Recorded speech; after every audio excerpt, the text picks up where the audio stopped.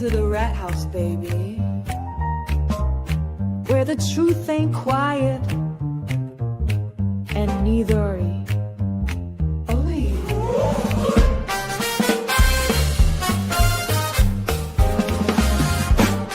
Where the ChatRats crew slide in, pull up a seat, crime talk, cold facts, and a jazzy backbeat. We got stories to tell, got some justice to serve, so pour up that coffee or something with a swerve. There's Rat Daddy leading 6'5", a cool Toys the queen with the sharpest of tools. Dean's cracking jokes, Mary B's got the tea, and Lawleen lays the law down, real boss energy. MJ's got the fire, Gingy's taking names, Cassie's dropping Angel Baby's in the game. The clerk's keeping order, Misty's watching close. Pinky promises, keeps receipts, and she does the most. We're the ChatRats, baby, worldwide and bold. Stories unfold while the crime scene gets cold. Puff, puff, pass, and the truth gets exposed. At the rat house, baby, that's how it goes.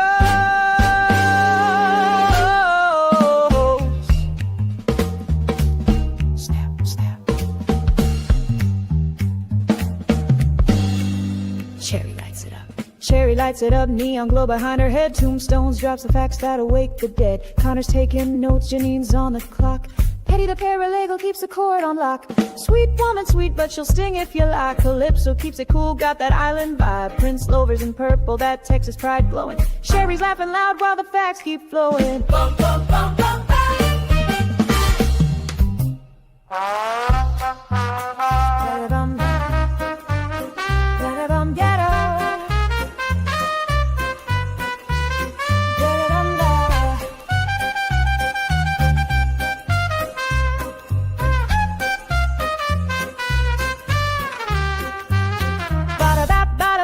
OG coming through, crazy-eyed cheese, oh you better believe. Robo-rat clicks, sparks, gears in his head, breaking the code till the lies drop dead. Jump, feel the confidence, jump. We're the ChatRats, baby, worldwide and bold. Stories unfold while the crime scene gets cold. Puff, puff, pass, and the truth gets exposed. At the rat house, baby, that's how it goes.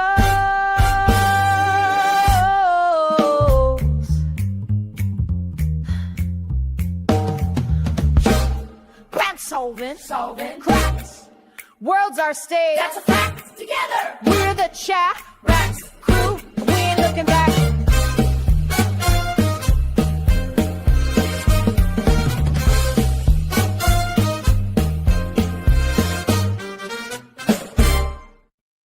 What's up, everybody? What y'all doing? Happy Tuesday, 2 for Tuesday. Turtleboy pregame show. Erica Wash, my wife, makes all the rats. Yep, she makes all the little rat avatars after people have been hanging out with the rats long enough. So, what y'all doing out there? What up, Lubin Dubin? Erica Wash, her. What's up, Scarlett? Melissa. Hello, Barbara. Angel Baby's in the house. Beach Girl, what's up? Prince Lover. What up, Prince Lover? What's up, Trust? Swiss. Kimberly McGuire, what's up? Sounds like a new person in the chat. What's going on? What is going on, people? Yeah, so we'll do some fun stuff today. Keep it low impact again. But first, we'll check out a tune. These are becoming my favorites.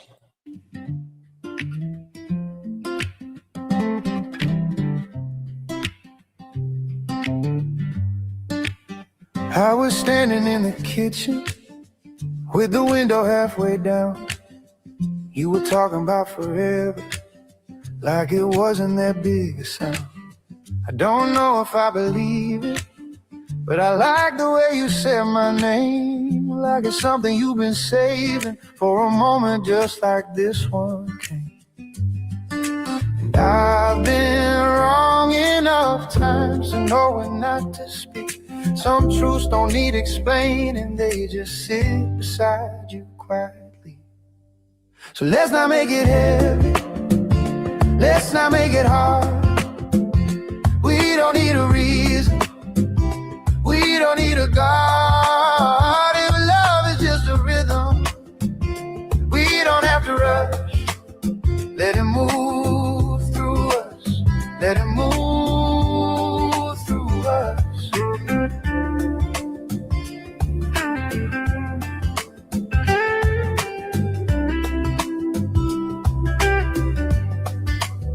There's a chair out on the back porch, still shaped like you and me. We don't say what we're thinking, but we say enough to see. I don't need to read your future or pretend I know the plan. I just like the way your laughter fits inside the palm of my hand. So let's not make it holy, let's not make it wild.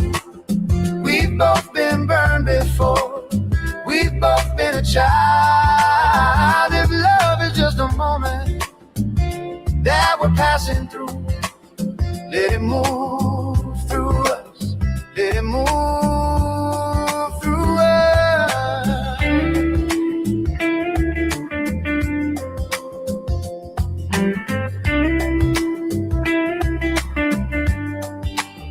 Maybe I don't need the answer, maybe I just need the tune, something soft to lean against on an almost perfect afternoon. So don't say you'll stay forever, don't say you'll never leave. Just stay right where you are right now, that's enough for me. Let it move through us, let it move through us.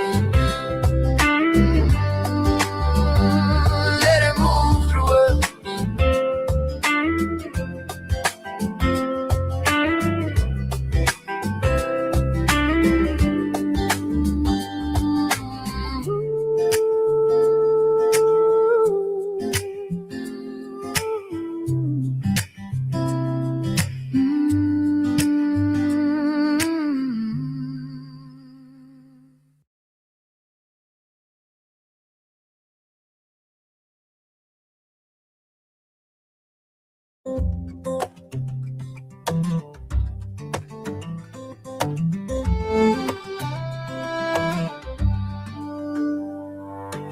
You are the candle that dances slow in the room where the wild winds go. You are the still in my rambling mind, the soft hello in the hands of time. You don't ask me to be more than I am, but still you pull the best from this man. With eyes that read my quiet sins, and a laugh that pulls the light back in. Oh love, if this life is a song, then you are the hum that carries it on. In a world spinning reckless and loud, you're the calm in the crowd, you in the quiet, that's where I belong.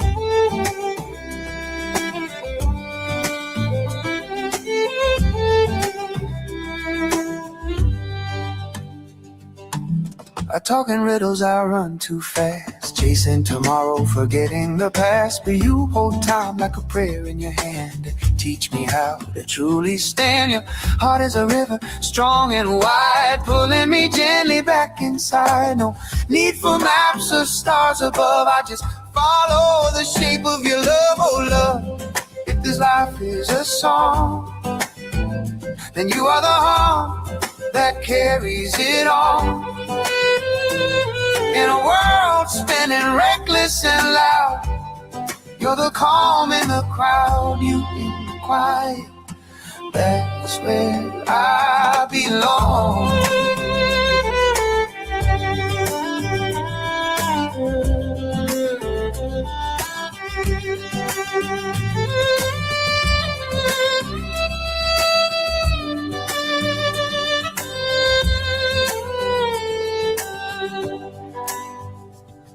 the world keeps shouting its name, we'll lie here slow, unafraid. No need to run, no need to roam, when your arms are the only home I've known. No love, if this life is a song, then you are the hum that carries it on. In a world spinning reckless and loud, you're the calm in the crowd, you in the quiet. That's where I belong.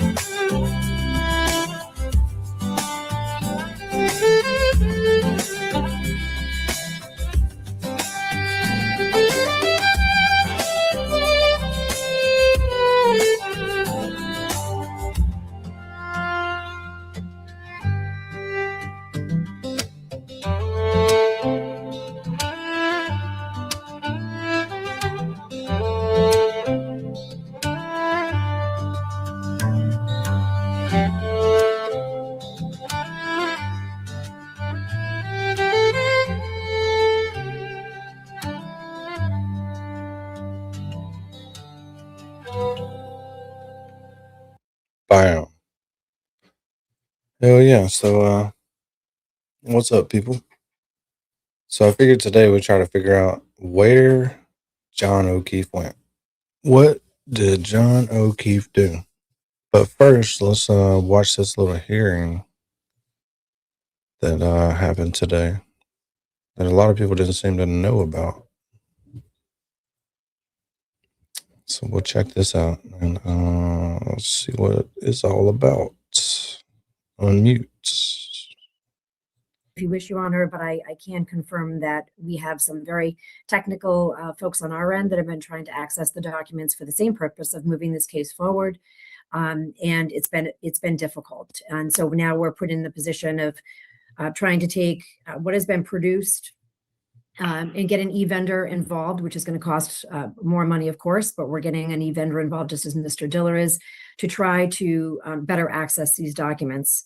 And then I would just say to, from what I have been able to see with the 518 videos, they're not, as far as I can tell, categorized in any way. My operations manager has told me that we can see that there's driveways, there's ring doorbells, there's some body cams, there's cars backing up, which I can presume is Ms. Reed's.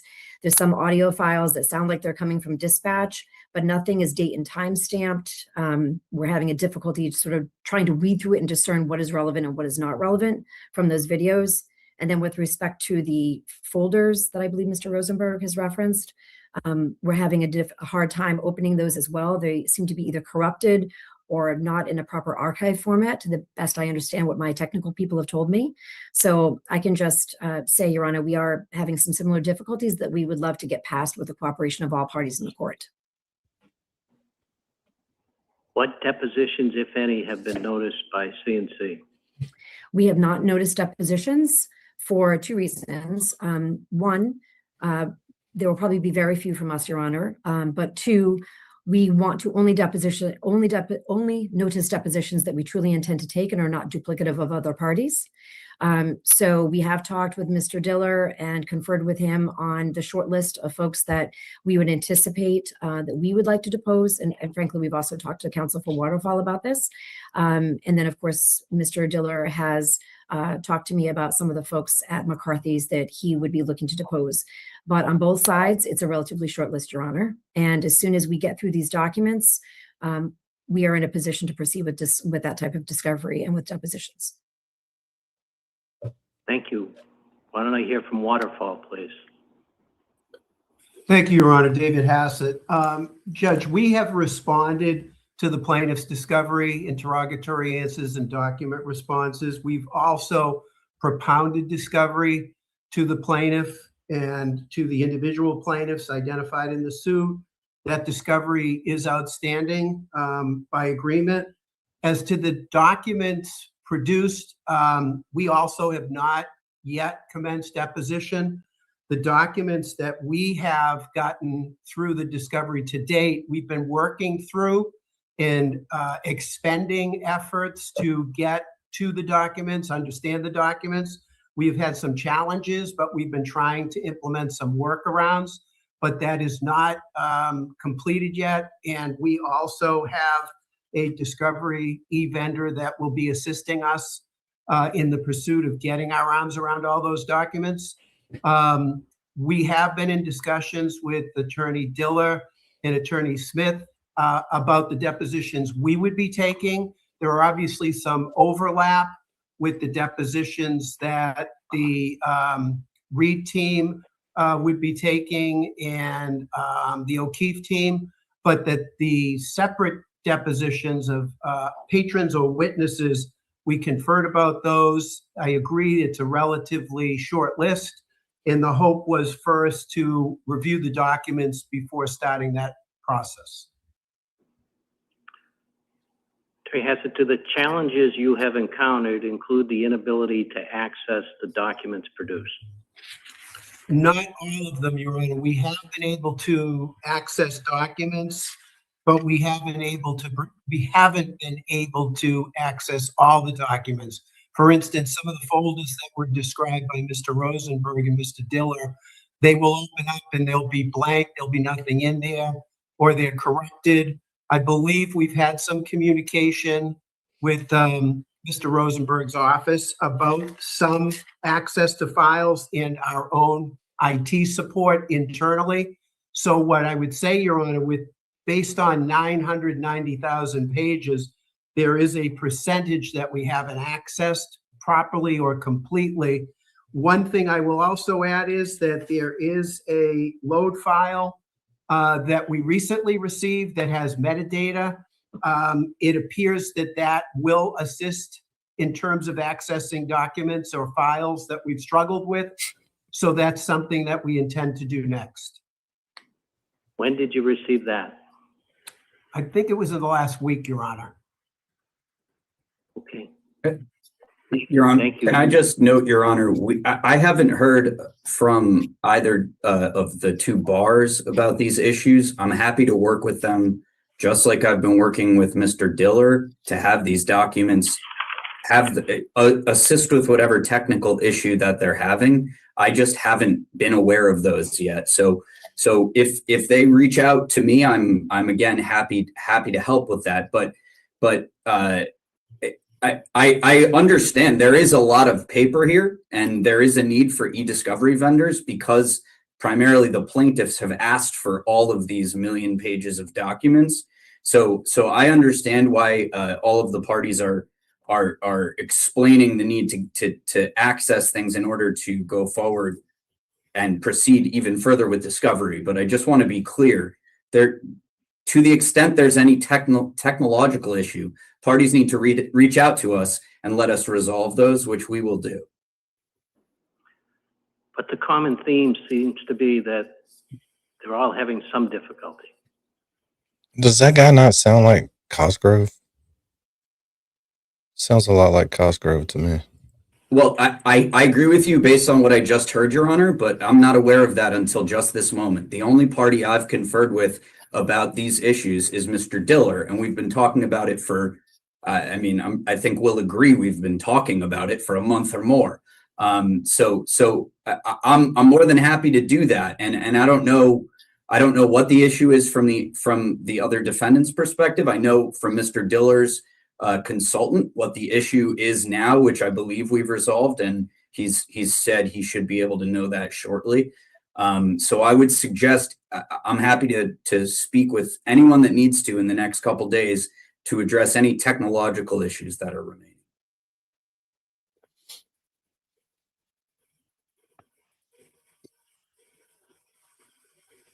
So Attorney Rosenberg, in November, Attorney Waters indicated that the Reed team had sent out between 10 and 12 subpoenas. That's correct. And it appears you've resolved, at least for now, issues relative to Sergeant Good, Mr. Proctor, as well as the Norfolk County District Attorney's Office. That's 3. Who were the other parties that notices of deposition went out? So there's only been one. There's only been one. Well, Attorney Waters indicated between 10 and 12. I've just addressed 3 of them, so that leaves 7 to 9. So you said there's only been those 3? No. So the question to Attorney Waters at the last hearing was subpoenas. Those were primarily document subpoenas. The deposition subpoena and the notice of deposition, which is the only deposition that's scheduled thus far in this case, is our deposition of Michael Proctor, which we've finally locked in with everyone's availability, all parties, counsel, and Mr. Proctor and his counsel's availability. And that'll be going forward in April. We have not yet scheduled other depositions, but we from the Reed side plan to do so very shortly. And as you can tell, obviously the discovery from our end is going to be primarily third-party discovery. So there will be additional depositions put on the calendar soon as we're able to coordinate schedules, which has obviously been daunting in this case. So just so I understand, what subpoenas have been sent out? So we've sent 2 subpoenas to Michael Proctor because there was additional information that became we became aware of. We've sent a subpoena to the town of Canton. We sent a subpoena to the Boston Police Department. We sent a subpoena to the Massachusetts State Police, sent a subpoena to Sergeant Good, as Your Honor said. We sent a subpoena to, I don't know if I said the district attorney's office, but both us and the plaintiff sent subpoenas to the district attorney's office. We sent a subpoena to Mr. Proctor's prior attorney in connection with his appeal, just relating to this one particular issue that is relevant to the district attorney's office subpoena. There might be 1 or 2 I'm not thinking of off the top of my head, but that's the bulk of them thus far. When did the subpoena go to the town of Canton? The subpoena to the town of Canton went, off the top of my head, July or August of 2025, I think. And have you received a response? We've received documents. We are currently discussing with their counsel additional documents that we had been under the impression they didn't have, but now I believe they may actually have. So I'm in the process of a 9C conference with their counsel to determine if they will produce these additional documents that they should produce from our perspective. When did the subpoena to the Boston Police Department go out? Roughly the same time. So the first subpoenas we sent all around the same time was the town of Canton, the Massachusetts State Police, Michael Proctor, and the Boston Police Department. Those were all July to August. And then, as I said, we followed up with a second subpoena to Mr. Proctor approximately September of 2025. Would you agree that 8 months to resolve issues from subpoenas might be a little unreasonable? I certainly would, Your Honor, but here's what's been happening in this case. Every time we serve a deposition, we serve a subpoena, we either are ignored by the recipient of the subpoena, as happened with Sergeant Good, happened with Mr. Proctor, happened with, at first, the Boston Police Department. Then we're presented with objections and a refusal to produce documents. We try to confer. These are government entities in large part that we're discussing right now. And it takes time to even get people on. I didn't say they don't just let me put blue squares everywhere. Like I don't just have like a blue square pen where I can just blue square them. You can't see my cursor. See, you can barely see it. But yeah, I don't got no blue square, and I don't know if they would let me put it on there. So it's hard for me, and I'm looking at it on a big screen to tell who the fuck is talking. On the phone, we get them on the phone. There's continued refusal to produce documents. We attempt to confer as we're required to under 9C to try and get documents without burdening the court with motions to compel. We then, in some instances, for example, the district attorney's office, just as one example, they have a set of documents that were taken off of Mr. Proctor's personal cell phone and then identified by the district attorney's office in the Commonwealth, documents that may be evidence of bias. They did that pursuant to a court order in other criminal cases. They then returned that phone to Mr. Proctor. We tried to get the phone and the same data from Mr. Proctor pursuant to subpoena because the district attorney's office told us they wouldn't give it to us because it had to come from him directly.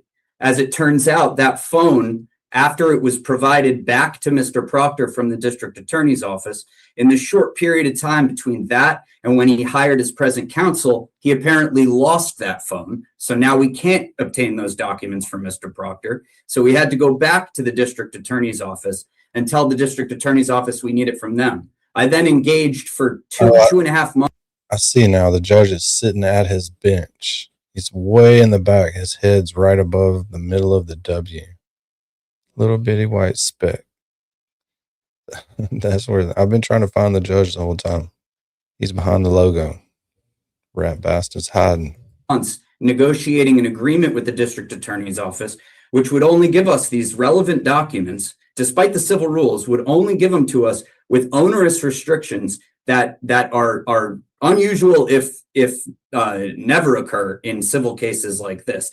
But we agreed to that because we need to get the documents. So I 100% agree with you. When we've sent out subpoenas, we have not gotten the responses that we should have gotten under the rules and the law. But we've had to put in a lot of extra time and effort and resources to getting these entities to produce documents. The state police still haven't produced documents.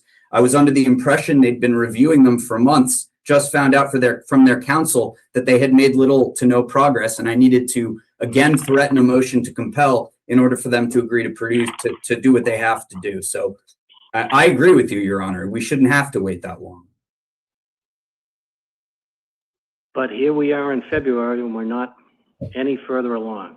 I detect a little frustration from you, Attorney Rosenberg, but why don't you utilize the court to maybe relieve that frustration? If you have issues that you need to bring in front of the court as far as a motion to compel, let's get them filed.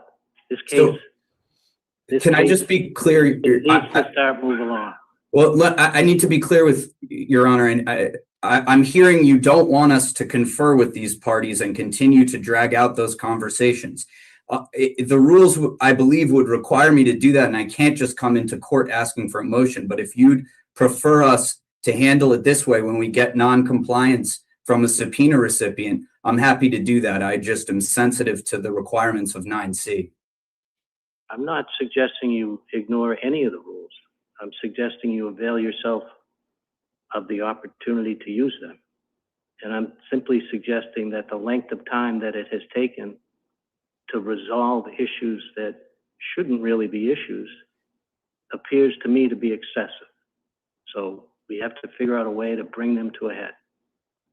Well, I agree with you, Your Honor. It's just, it's excessive from the recipients of the subpoenas. We're certainly not delaying anything. We've been demanding documents since July, and we've been out there taking discovery and trying to move the case along, which is what we intend to continue to do. So as soon as I have a situation where the recipient of a subpoena is not engaging in good faith conference under 9C, we've been filing motions, and we've had, I believe, 3 or 4 before, Your Honor. Then the parties who have received the subpoenas seem to all of a sudden be more willing to comply just before we have hearings with the court. And so we are using those tools and will continue to do so. Anything else? Not for me, Your Honor. Okay, so why don't we all plan to get together next Thursday at 4 o'clock in the same fashion? And Attorney Diller can report on his success or lack of success in seeking to access the documents.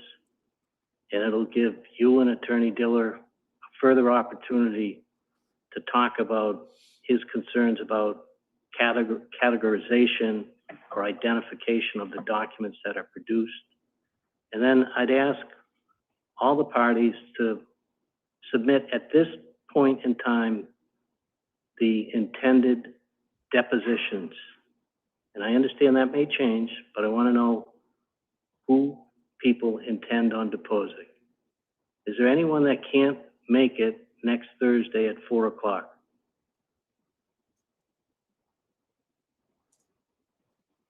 Hearing no response, we'll see everyone next Thursday.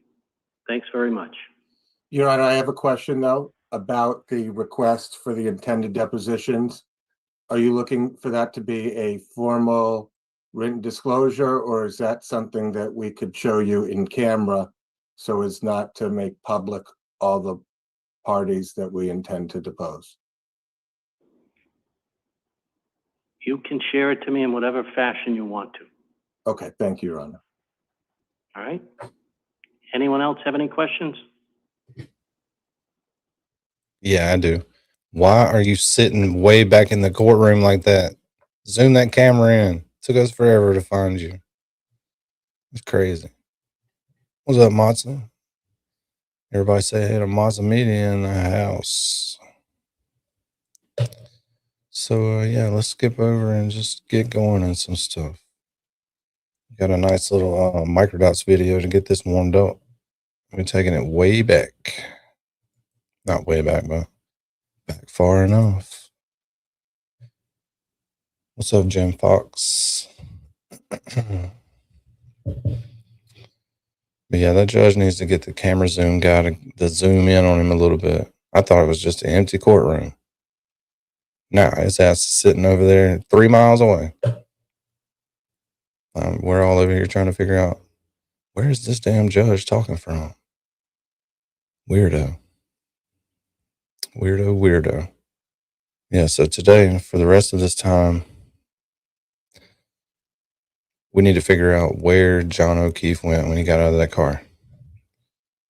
We know everybody was at the house. We know everybody was waiting on people. We know they were all looking outside. Apple Health data shows him walking towards the house. Oh, we've done this so many times. We're going to do it again. So, and Samantha Benino did a 3-part series on it. It's pretty good. I'm going to get somebody to email her and see if she minds if we play it, but I ain't playing it without permission. So we're going to do a bunch of random shit. So let's figure it out today, people. Not tomorrow. We're going to figure it out today before Turtleboy goes live. We have to figure out where John O'Keefe went. Is it aliens? Did he slip down? There's no time to do the 3-point turn and run him over with people driving up the fucking road. So we got to figure it out today. Mary B, you ready to figure it out? I'm ready to figure it out. I am ready to figure it out. I don't What's know. up, Buckaroos? Hey, I forgot about that. I meant to change it from ChatRats to Fuckaroos. Oh, I forgot. Yeah, you have to remember. That's a lot of logo work. What does a Fuckaroo look like? I don't know. We got some creative people in here. I think Connor might be able to come up with something. Yeah, well, Toy's got to start making everybody new Fuckaroos. Maybe it's anamorphic kangaroo images of people. Yeah, kangaroo and what though? If it's a fuckaroo. Kangaroo and a shrimp on the Barbie. All right. Fiona, what is Fiona doing? Trying to get some limelight, Fiona? Trying to steal the show? Fiona's going to start her own channel. Yeah, She'll have 100,000 subs a week. Yeah, she says if Mama's not gonna do it, I'll do it. Yeah, 100,000 subs in a week, whatever. Yeah. And easy. she'll ignore all of them. Yeah. All of them. Ignored. And be cute. Yeah, I'm gonna go play with this catnip and this stuff over here. And Yeah. I don't care. I don't care if you watch or not. Yeah. Whatever. That's what I'm doing. And it would work. Oh, I know. Have you seen the other cat channels on this YouTube thing? Oh, I've seen them. And she's way cuter, aren't you, Fiona? Stupid how much money these cats are making. Cats are funny. They do funny things. They do funny things. Like But put their butt in your face. so we got a good little microdots video. We've watched it before, but I can't remember if there's music in it. So if I start muting it, you know there's music in it. Yeah, we understand. Microdots likes to put a little corn in the background where you can't really hear it, but the bots can hear it, and they're like, "Oh, looks like you just didn't make your $12 for this stream." Yep, motherfuckers. And then none of the big dogs are here yet, but people, we got a 15 goal super chat goal for today. 15. Oh, We're at 1. yawn. It's the first of the month. The money category's got a big donut in it. We got to roll this shit. Yeah, We need to hit 15. You got 3 hours. get some super chats, y'all. Oh, it's going to escalate. I feel the escalation coming. Always escalates, but I want to watch this. This is only like 15 minutes. All right, let's do it. And I changed my headset. Does my mic still sound fine? Yeah. Because I'm not used to the over-ear noise canceling. Yeah, it sounds good to me. It's weird. Take some getting used to, sure. Yeah, finally. The other ones were like $12. So they blew up quick. Yeah. Yeah, we're pimping the channel out for sure. We need to hit them goals. We need to hit them goals, people. The price, it's a small price to pay.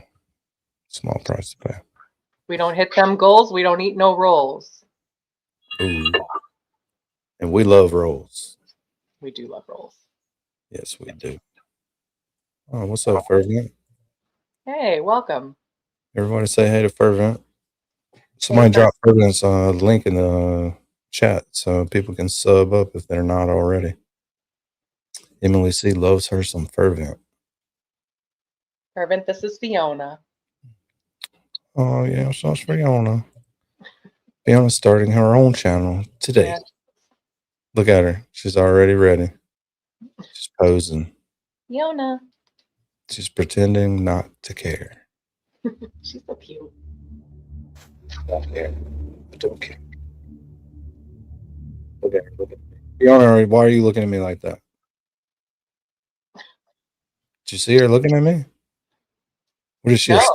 She a stare cat? Have you been training her to stare? She's a stare bear cat. She stares like mama does. Hey, don't stare. That's rude. Look at her. It's like, So I fuck you. don't give a fuck. Like, fuck you. Fuck you, nerd. I do what I want around here. Yeah, he does.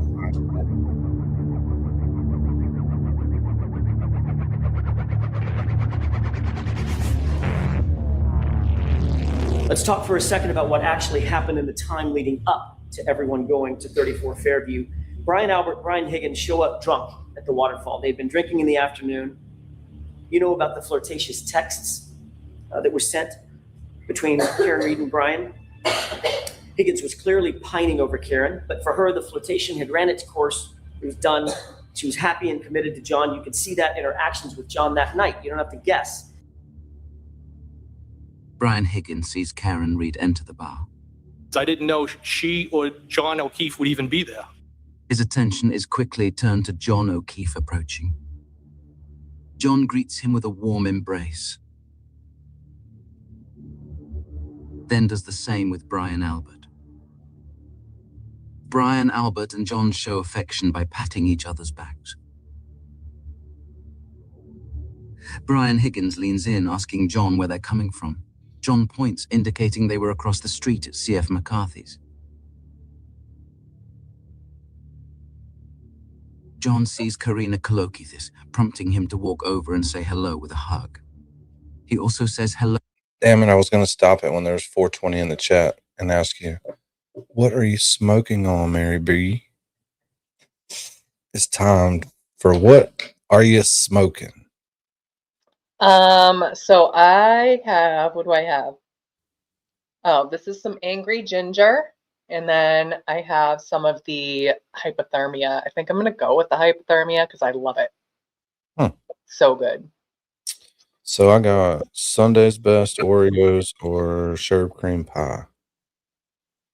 Oreos. Gotcha.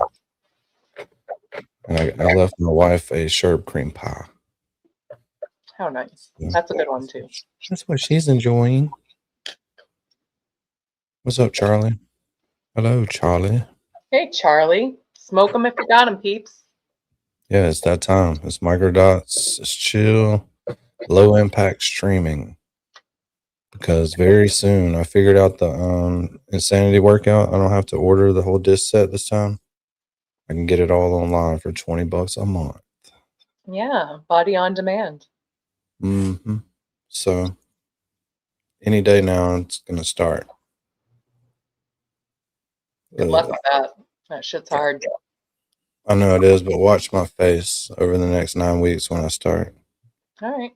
I go from no face to a face. And then I'll be the pretty one, Mary B. Ooh, well, I better start working out too then. I doubt it. It'll be it's not gonna help. It's not gonna help that much. I'm just kidding. Trial channel, what's up? Nice. Hey, trial channel. 420 in the chat now, Mary B. Light them if you got. Damn it.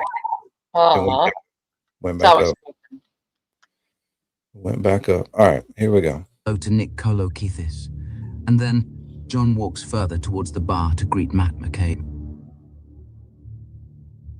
Brian Albert whispers something into Higgins' ear. Higgins smiles back, amused, then glances at John, indicating he is the subject of their conversation. Higgins comments back to Brian Albert, and Brian Albert responds with another whisper.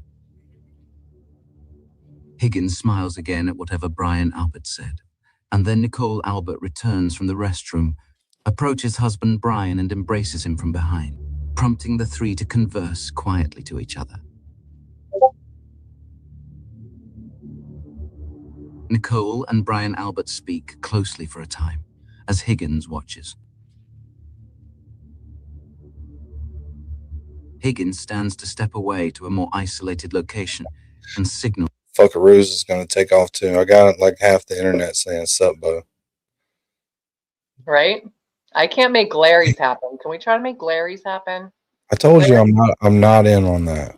But he's the only one that doesn't have a name for his chat. I don't like it. That's his fault. That's his fault. Oh, the lamos. How about that? That's a good one. How about that? Sup, Bo. I got like half the fucking internet saying sup, Bo.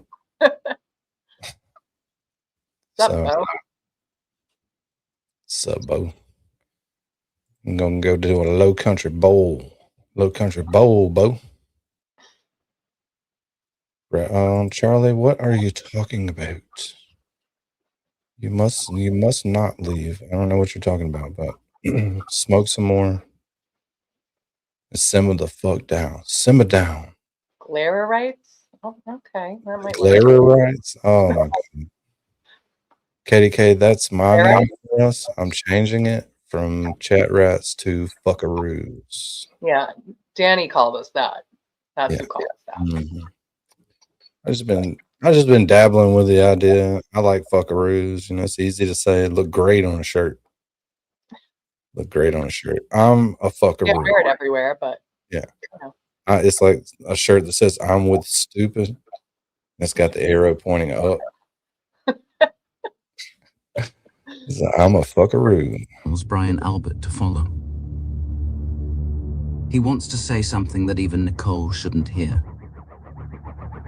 This may be where the idea to confront John is born.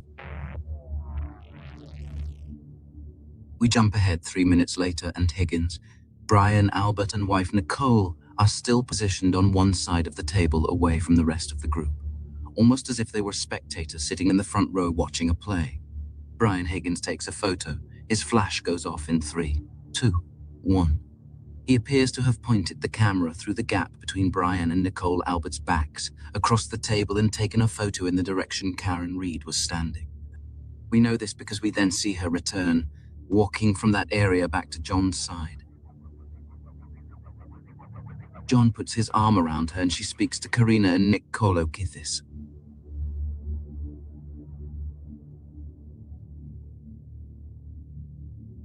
continue to see a series of flashes happening on the far side of the table, indicating photos are being taken by the group.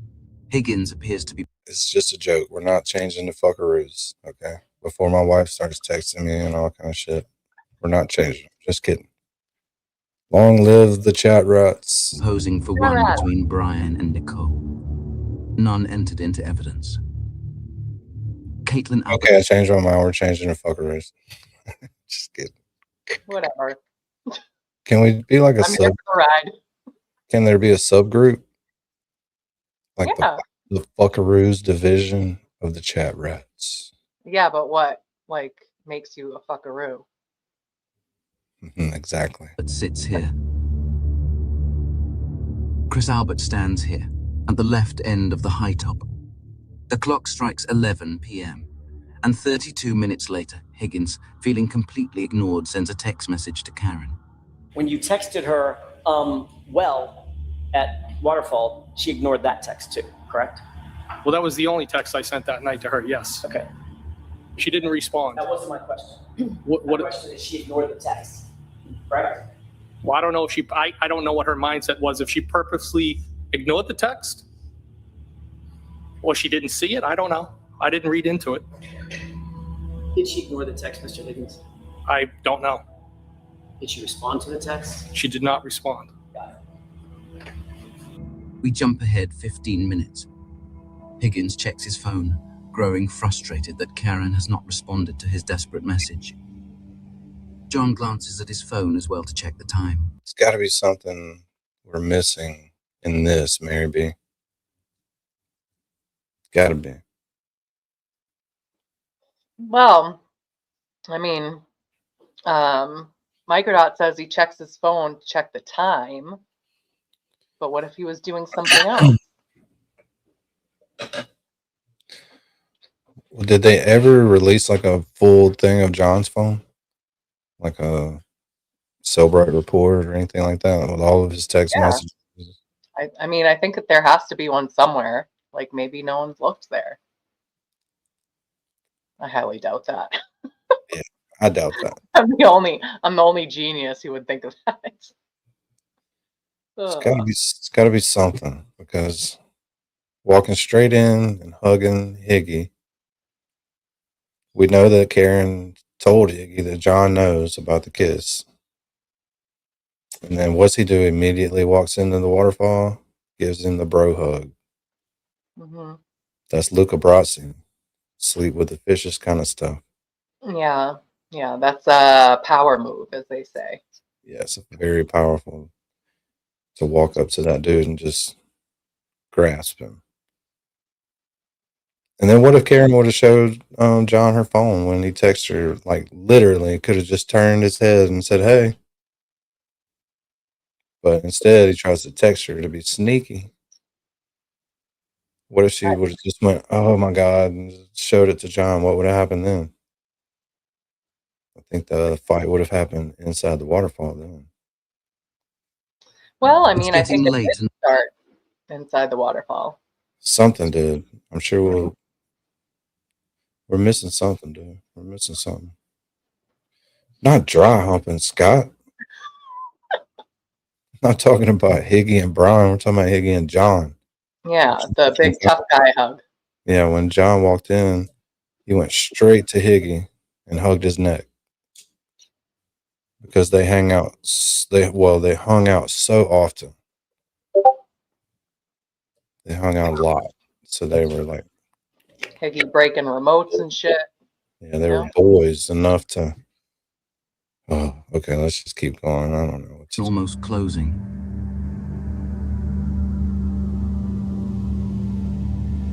Karen and Jen McCabe converse, appearing friendly and in good spirits. They laugh together. Karen initiates a group hug, putting her right arm around Matt McCabe and her left arm around Jen McCabe. John, however, seems to take a step back. The Bryans are heavily intoxicated and feeling aggressive. They have identified their adversary in John O'Keefe and are acting out their primal rage with a male display of dominance, otherwise known as peacocking. Jen McCabe picks up on it, but unfortunately for Higgins, Karen has her back turned. He has absolutely no idea how to get the attention from her he so desperately desires. In fact, when he realizes that he's not in her field of view, he seems to end the display. For now. She actually positioned herself away from you at the other end of the table on the opposite side in the corner. Isn't that right?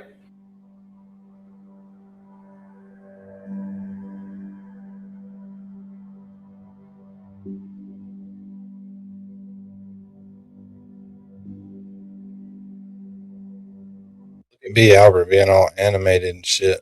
You know, every time he goes on the stand, he just sits there like, I don't do that. Yeah, he only does that when he gets drunk. Yeah, he's super animated in here, having a blast, wrestling. But when he gets on the stand, he's like, Yes.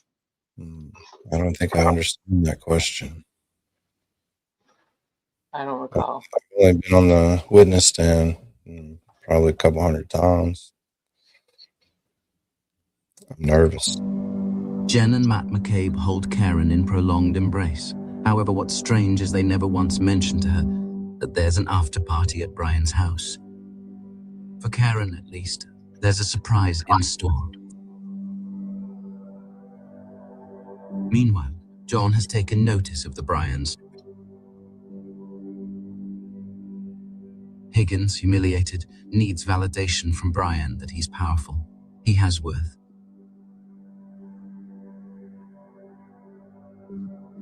Higgins and Brian continue their private conversation, able to speak more freely since no one is close.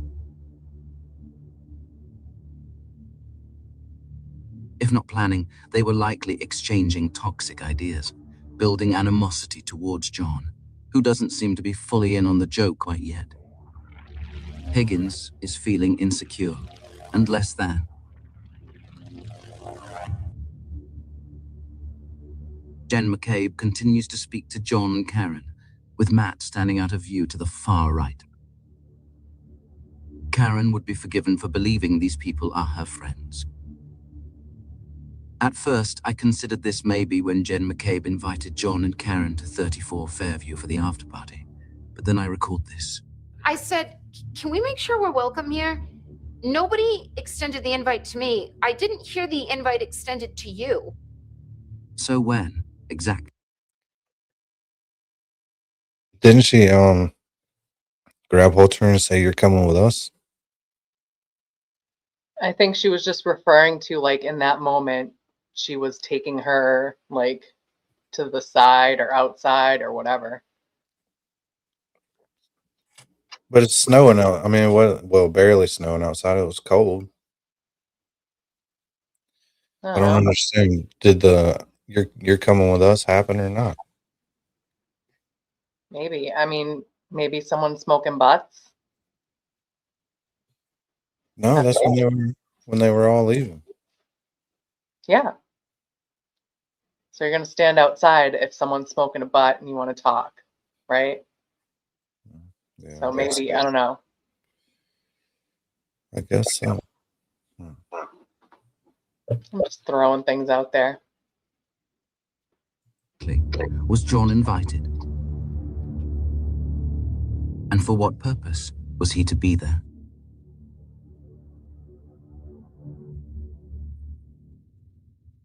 Here comes Chris Albert entering the vicinity of Brian and Higgins.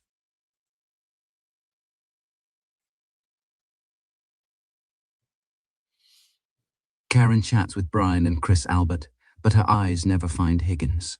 Imagine the Yeah, she did. She did tell her that. That's what I thought. Storm of emotions he must be weathering, standing just inches away from the woman who has consumed his thoughts for weeks. She's right there, so close, yet he is helplessly bound by his own fear, unable to utter a single word. There's nothing more excruciating than being invisible to the one you desire most. Karina has her jacket on. She says goodbye and hugs John for the last time.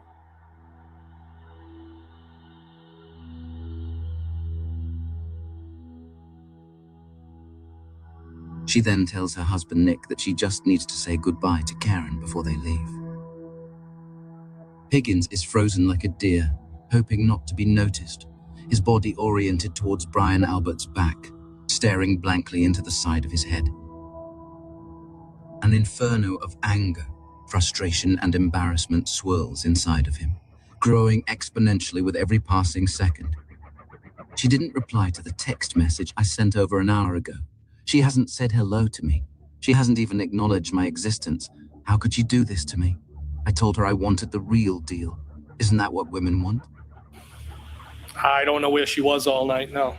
I don't know. Did that upset you that she ignored you or didn't pay attention to you? I did not feel ignored and didn't upset me at all. But it bothered you enough to send her a text, didn't it? What the hell, Karen? What about me? Karen and Karina are saying goodnight.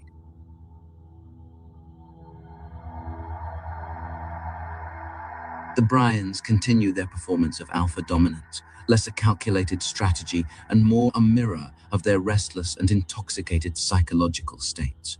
Brian likes to fight when he's drinking, and Higgins has been outmatched. Humiliated by a taller, better-looking, much more charming man who doesn't even seem completely aware yet of the dynamics in play. A haunting moment occurs when John and Higgins lock eyes in 3, 2, 1. John must sense now that something is off. Is it just that Higgins... It's obvious he thinks that. Look at him. He's sitting 20 feet away from these guys, and he's not like over here playing with them. He's not talking to him. He's not laying on the table talking to him. He's over there by himself pretending he doesn't see him. He did his hellos and then he walked right by him. Yeah, now he's just standing over there by himself. No, he's hanging with the ladies. Well, you know what I'm saying.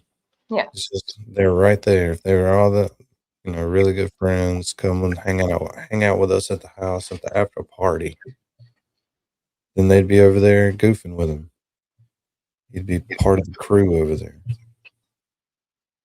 He ain't part of the crew, you can tell. No, he's not. Not at all. Higgins has had one drink too many? Or is John beginning to piece it together, understanding what this is really about?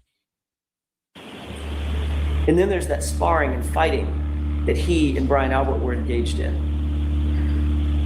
Of all the things they could be doing, this is what they were doing just minutes before John O'Keefe walked into that house at 34 Fairview. The bar is closing in 5 minutes. It's last call and John offers to buy them a final drink. They decline. Notice here how kind and reserved John appears, smiling and being respectful, while the Bryans are sloppy and have clearly lost control of their faculties.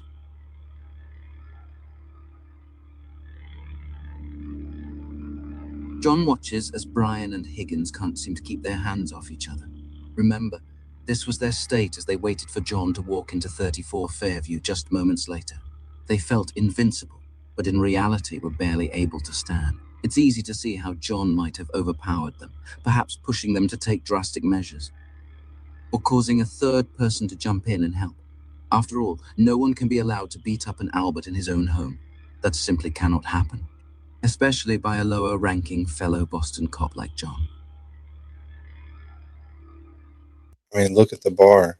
They're the only people in there. And they're still not hanging out with John. Still not hanging out with each other.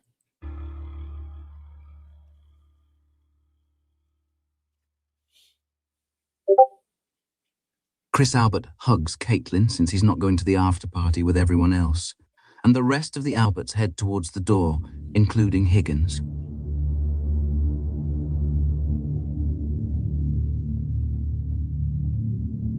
Chris Albert forcibly grabs Higgins by the arm, telling him to stop with the taunting.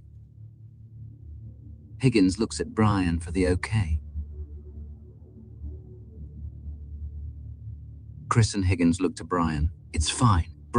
Don't you see the chick that John was talking to? I can never remember her name, but look at her. She's looking right at them. Like, what the fuck are they doing? What's going on over here? Brian allows Higgins to continue. Chris raises his arms and gestures that it's too out in the open, with people watching. But whatever Brian says goes, and Higgins continues. Now, Higgins makes 3 attempts to get John's attention. The first 2 times, John wasn't looking. The third time Higgins waves his arms and yells, John gets the message and appears to acknowledge it. I believe Higgins was yelling, "We need to have a talk. Go to Fairview." And you didn't say goodbye to John, correct? I don't think I said goodbye to anybody. And you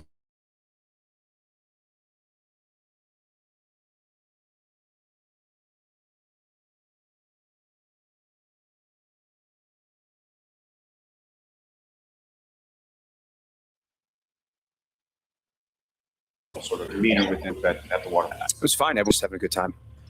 No arguments, anything like that. No, not at all. Chris Albert knows exactly what was said between Brian Albert, Higgins, and John. And interestingly enough, he decided to walk home instead of attending the after party with everyone else. Karen is still chatting with Karina and doesn't notice any of what had just transpired. We jump ahead to 12:10, and it's time for everyone to leave the establishment. From what we can see, John has been standing alone, conversing with no one, since the outburst from Higgins 12 minutes ago. What was on his mind? What was he thinking about? That's when Jennifer McCabe went up to Karen and said, "You're coming with me." And she grabbed her, she put her arm around her and she said in front of me, "Hey, you come with me. We're gonna, and then Karen said, "Where are we going?" And Jen said, it doesn't matter. It'll be a surprise." Why is it a surprise? I don't know. Maybe What? some people get excited about hanging out at after parties. So we're supposed to believe that 642 coincidences happened in a row. Yes. From here, from back probably 2 hours before this, all the way until 8 o'clock in the morning. After somehow Proctor found out stuff he wasn't even supposed to know for an hour later. How many coincidences? 1,000. There's a lot. Too many. Damn it. What keeps beeping in my fucking ear? I figure it out. I gotta figure where these notifications are. Was it a surprise or a secret? Jen McCabe, Karina, and Karen Reed exit first. Chris knows Higgins and Brian stormed out. So what is he still doing here? Is he discussing it with John, coaxing him to go there and talk to them? Chris Albert heads to the men's room, using it before the walk home. John stands alone, with just Matt and Nick left chatting in the corner.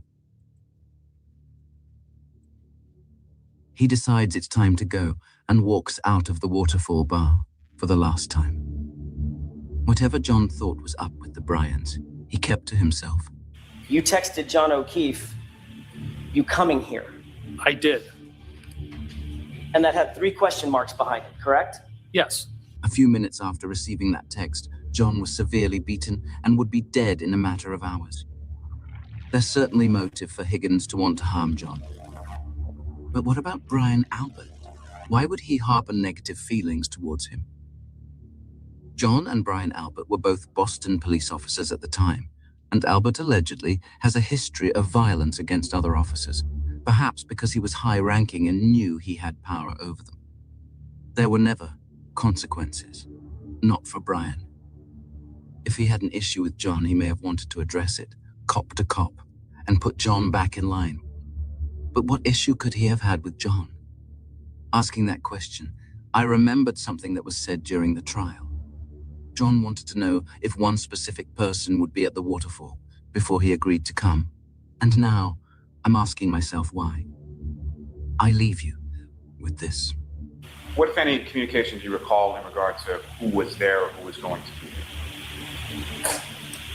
With Mr. O'Keefe? Yes. Yeah, so I think at some point he said, "Who's there?" And I said, my brother Brian. I said, Brian. He said, your brother Brian? I said, yeah, Brian and Brian Higgins are there. And he said, where's your brother Kevin? And I said, I have no clue. Was there tension in John's relationship with Kevin that could have upset the Alberts, requiring an intervention from Brian?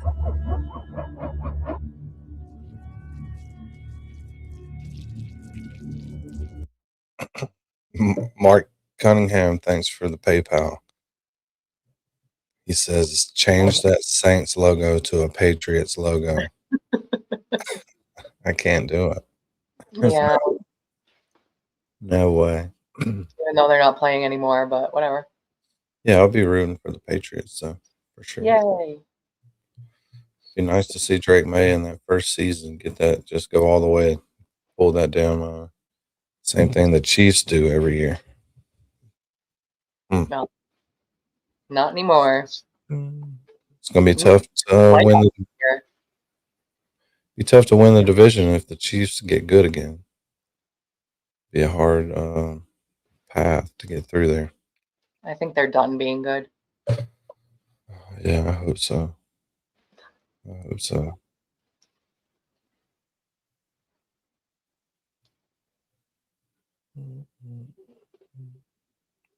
All right, hold on. I gotta figure out. All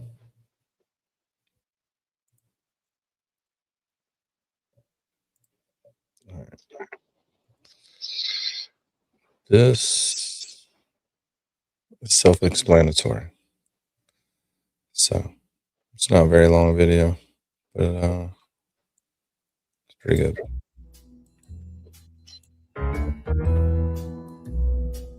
Is that going to copyright strike you?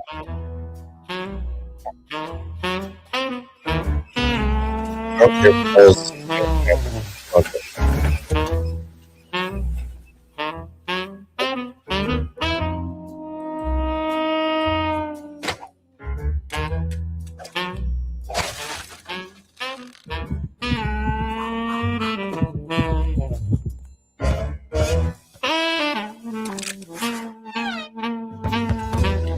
And can reveal a number of steps that a person has taken during a given time period, as well as whether that person is going up or downstairs, correct? Yes. All right. Do you stand by the statement that he ascended and descended 3 flights of stairs precisely at 12, 22, and 14 seconds? I'm going by what Celebrate has given me from that time points, and that's what I used.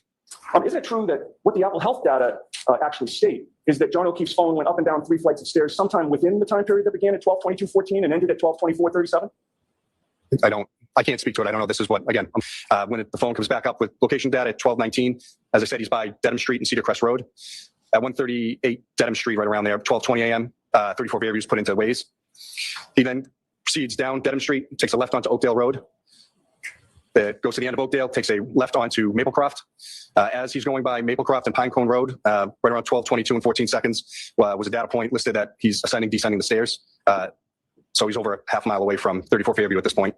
They go down Maplecroft, take a right onto Cedar Crest, all the way down Cedar Crest. They do not turn onto Fairview Road.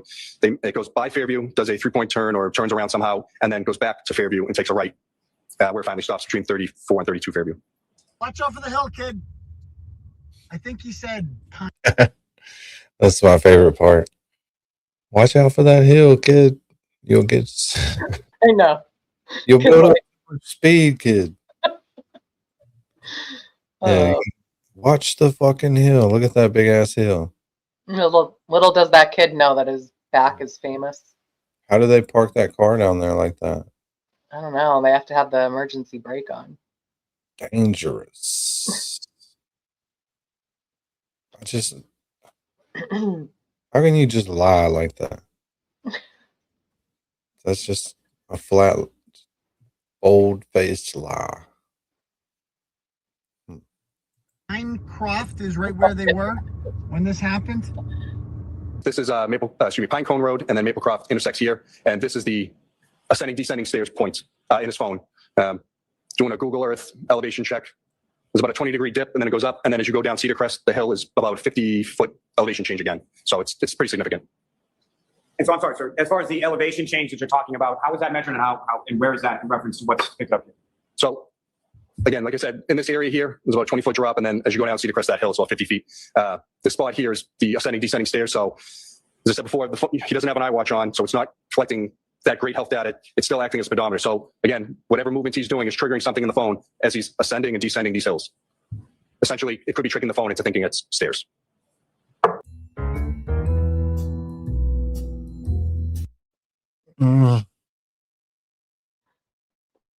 Maplecroft.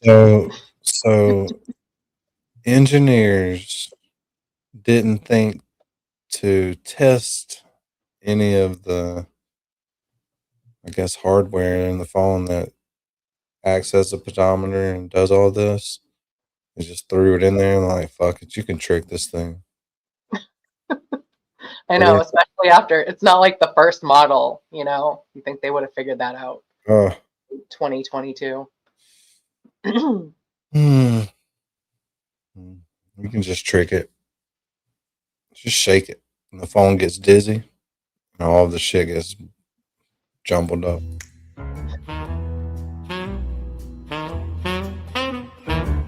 Shake weight, you know? Shake weight. Remember the shake weight I showed you?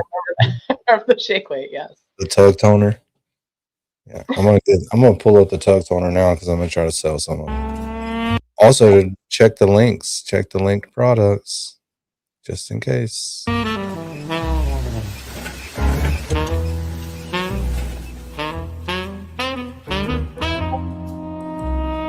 And right around, I'll show you. This is the street where Garino says that John's phone went up 3 flights of stairs because it's like so steep. He said it's 50 feet.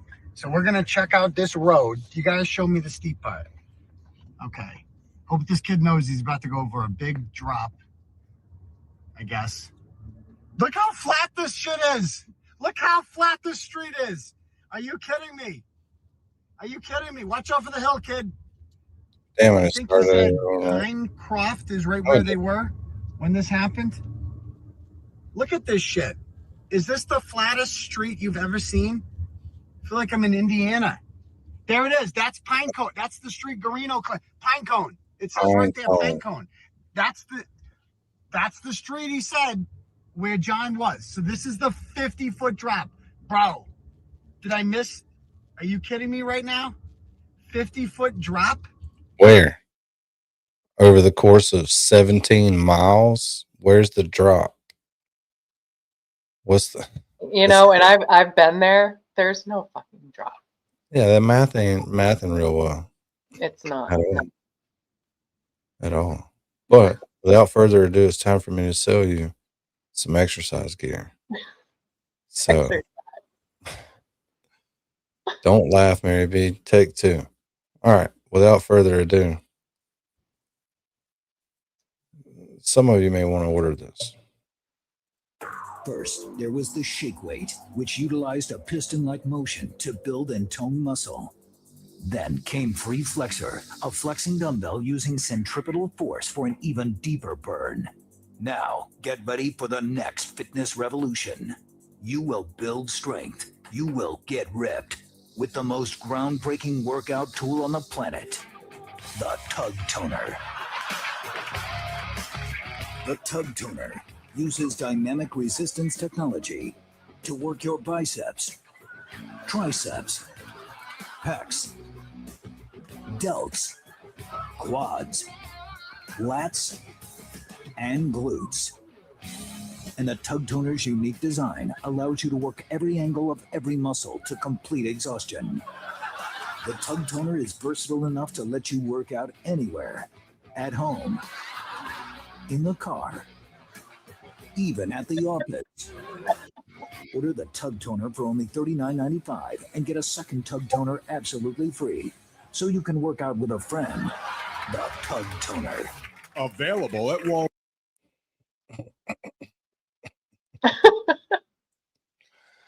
Oh, Walgreens. That Walgreens, they'll get you. Yeah, they got a lot of good stuff there. Yeah. All right. Back to this. Though. Yeah. You can probably order a Tug Toner right now. Just tell them I sent you. On Amazon. what? Like this is it? This is where John ascended and descended 3 flights of stairs. We're going to play the testimony. This is what he said. Are you kidding me right now? You have to be kidding me. No. Is this Cedar Crest?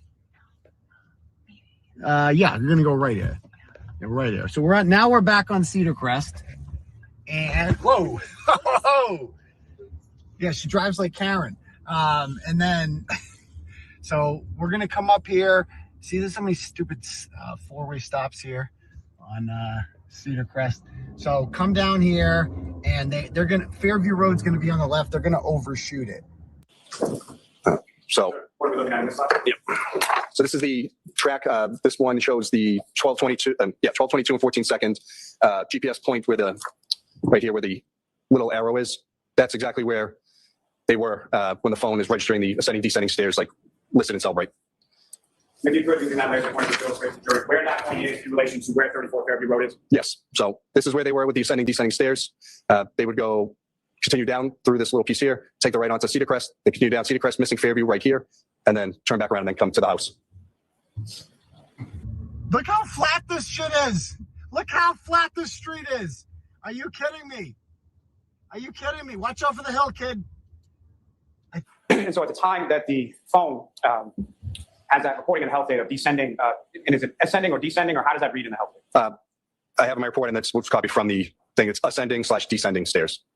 And at that point in time, cross-referencing that health data with the GPS location, where physically is Mr. O'Keefe's phone at that particular time frame? Maplecroft by Pinecone Road, right at that intersection. And has Mr. O'Keefe's phone arrived or been in the area as far as the GPS, specifically of 34 Fairview Road? At that time? Yes. No, not at all. And so from what? Like this is it? This is where John ascended and descended 3 flights of stairs. We're going to play the testimony. This is what he said. Are you kidding me right now? You have to be kidding me. For understanding that those... Mr. Kazi G, what's up, buddy? What's up, people? How you doing? Cassie, What's happening? how you doing, buddy? Who's that? Guano? Yeah, that's Guano. As Brian says, Guano. Guano. Kill me, Garino. Guano. Just on a live. Yeah.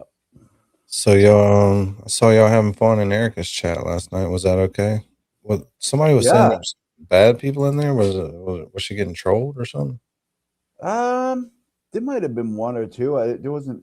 Yeah, I didn't see much. Maybe one, but no, I don't think so. She did fucking. She just kept. I mean, she's got 3 years of stuff to say. You know what I mean? She's. Fuck yeah. Yeah. You know what I mean? She's just like a natural. Just fucking 3 hours, like no problem. I can't do that. No, me neither. I gotta be goofy or something. You know what I mean? Fucking. Yeah. There needs to be a plan. She just. Yeah, I can't sit. I don't know what I'm gonna do. I'm just gonna talk for 2 hours straight and be engaging. 3 hours. Yeah, like I can't do that. Some people have the gift of gab. They can just sit and talk. And once they get going, that's it. It's over with. Yeah, and she like goes off on tangents, but she comes back. But see, doing this is good because you don't have anybody nobody's going to interrupt you when you're on stream by yourself. You're in the room by yourself. And then when you get going, there's nobody to stop you. So you can just keep going. Yeah, she was awesome too. Such a nice person, Yeah. We love Oh, her. you ain't telling me shit. I used to get up every morning great, and go hang out with her and Dina and Tom every fucking morning. Every morning. Yeah. Besties. He's cool. Glad I met everybody. It was good. Yeah, I forgot to ask you, like, what was since y'all were both here, what was y'all's favorite part of hanging out up there? Not that it's supposed to be fun, you know what I'm saying? You're going. I mean, everything. I mean, the cold sucked, but everything else was, except the result in court. You know what I mean? But well, Turtleboy was happy with it. I'm happy with it. yeah, I mean, he didn't fucking care. He's like, I was just upset nothing happened. That's what I was upset he's scared. I'm like, it's a fucking motion to recuse. Yeah. Why would he be scared? He's not going to fucking jail. Right. Yeah. You know what I mean? What are you talking about? Me? No, not you, but just people saying, "Oh, he was scared." Like he's Yeah, not scared. no. It's- Well, they Oh made yeah, he wasn't scared. And he came No, on the show after that. And it was there's like, not I even wasn't any threat scared of at all. going to jail. They're doing I a was motion upset to about. recuse. You know what I mean? I was upset that nothing happened, but I guess I expected more to happen on a motion to recuse the fucking prosecutor. I didn't. I expected. I mean, I didn't. You know, I just figured it. You know, would probably end up the way it did. Because I know. I just expect a judge out of nowhere soon to be like, you know what, this is I fucking know. ridiculous. My first duty is to Massachusetts, and not to let them spend unnecessary money on bullshit. Yeah, but he showed his Canton, didn't he? Yeah, he did, and his tone of voice got me. I was like, oh, he don't give a fuck, and he didn't like get caught up on the case, and he didn't even feel bad about not getting caught up. Yep. It's like, well, just like when Cosgrove said, no, I don't think I'll answer that right now. The judge was kind of like, I hadn't had time to get caught up yet. Yeah. Okay, well, this Yeah. can's been Except kicked so for on much. Twitter, apparently. The Twitter It's drama. nothing but a can lid left. Sorry, Mary B. Go. No, I was just saying that it seems like he was caught up on like Twitter, but not necessarily like the case. Yeah, I'm not like having high expectations, Jess. I'm just saying that Yeah. I feel like eventually somebody has got to look at it and say, this is fucking stupid. This is not what the law is. Nobody's doing and it, it should man. be They're all in reviewed. bed with each other. Yeah, You but know, like on it's a Not trial, how- Go ahead. he'll do good at trial, you know? Yeah, Like, but that's a lot of money you're for not both gonna get sides. that. A lot of money spent on both sides to get to trial. The money Yeah. does not bother them, man.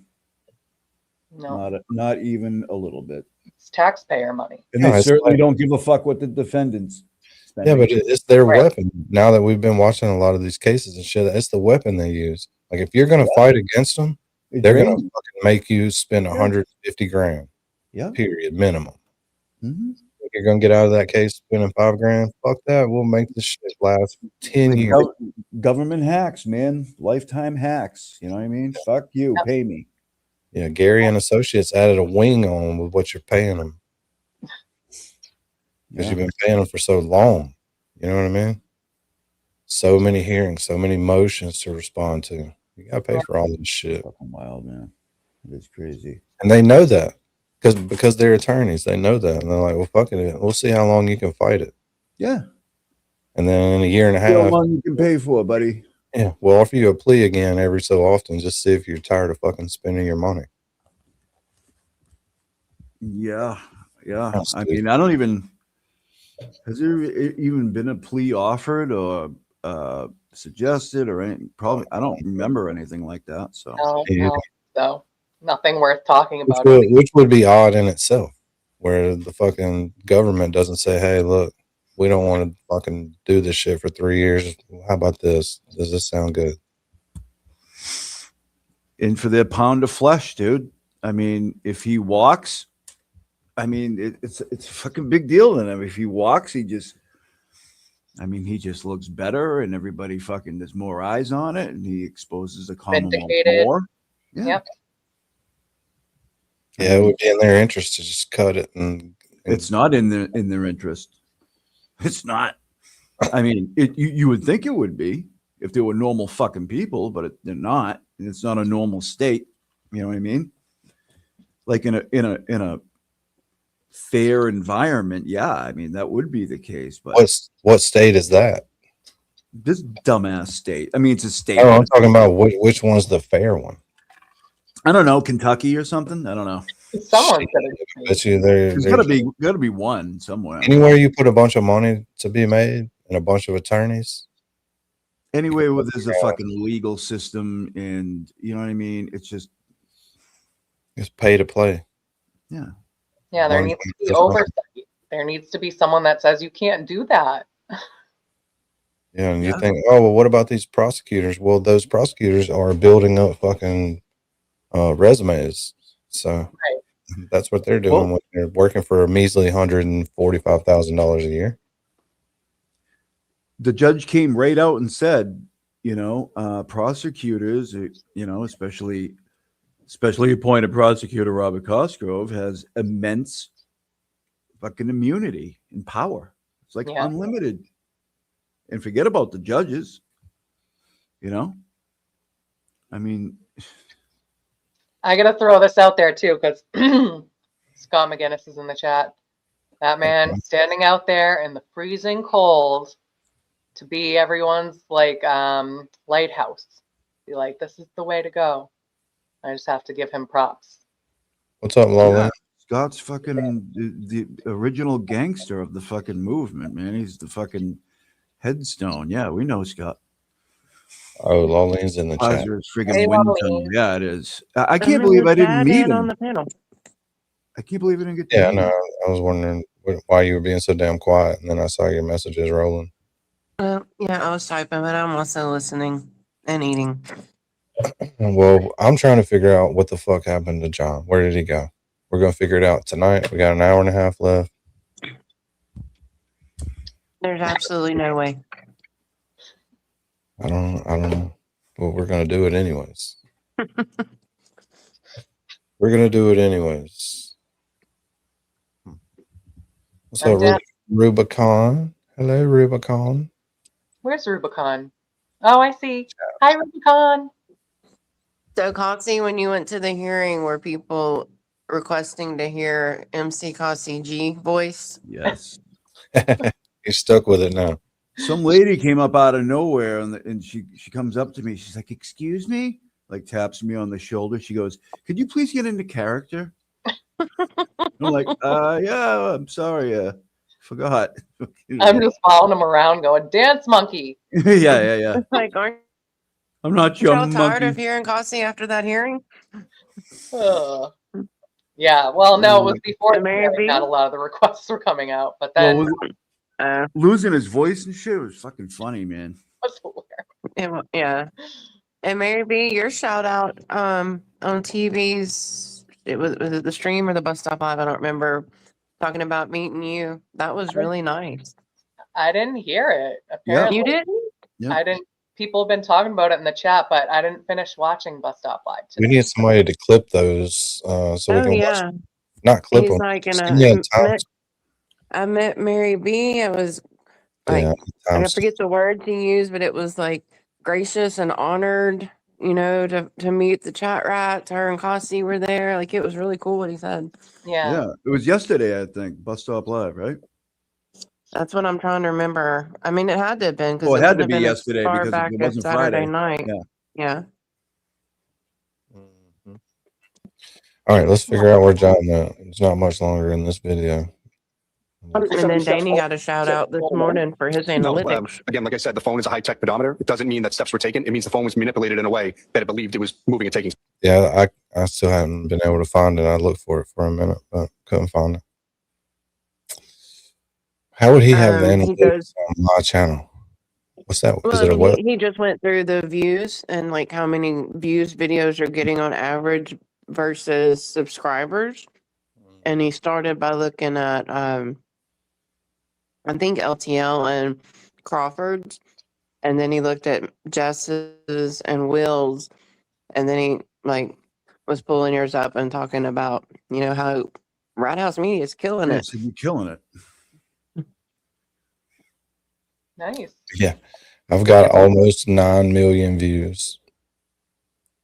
Damn. Damn. That one He video was- got you what, 6 million or something? 8.5. Fuck, dude. That's a lot. Fucking Mr. Beast type numbers there, man. He was questioning the YouTube.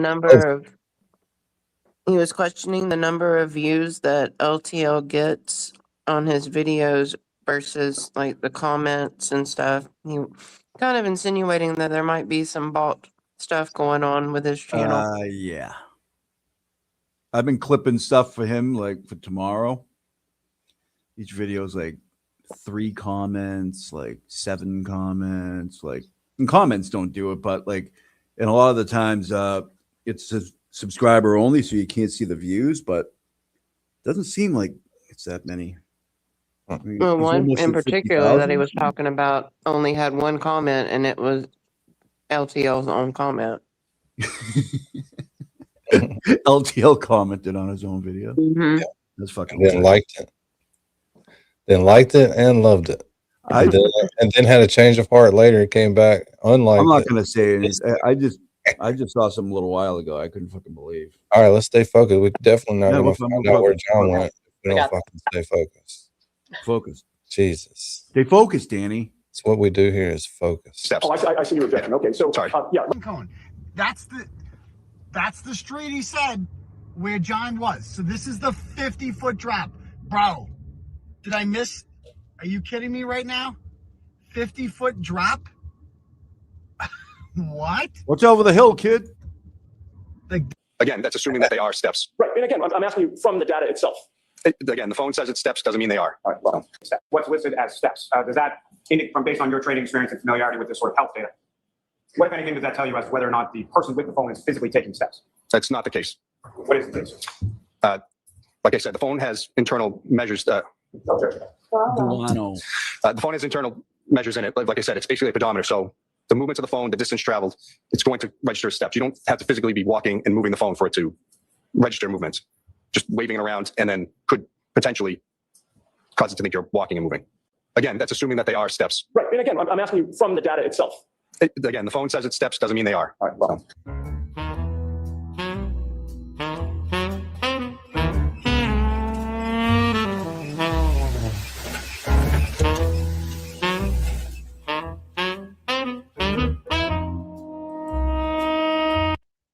Camera. Read this comment. If this comment is right, that's craziness. LTL over the past 4 days has increased its subs by 1,600 today alone. The 67,000 view video 24 hours ago had 0 comments. And 19 hours ago, he got 12,000 views. Yet same Epstein reading. It's an annual. That's what I was going to say. The only like devil's advocate argument could be that he branched out into Epstein, which we know has a huge following and could have picked up people, but that still seems very extreme. Right out for of the that blue. scenario. It takes a I minute. know, that's what I'm saying. It's very extreme even for that scenario. Just Pick playing up devil's advocate. 1,500 subs just by mentioning somebody. Everybody would mention them. Yeah, We're I going to was go over thinking the that Epstein too. files tomorrow. I was thinking that too, and then he's been replaying I don't know, like the shit that's going on in different states, like just like taking their video feeds and like rebroadcasting it and talking And over about it. like the ICE protests and stuff like that. Yeah, it's fucking, Yeah. it's weird. But I don't think He it's doesn't get in any trouble for doing it. I don't think it's easy to buy subs, and YouTube can tell when you do it. If you're monetized, they'll take your monetization away. Yeah, I mean, people do it. See, you can see how fast a bot can spot a copyright strike, like immediately.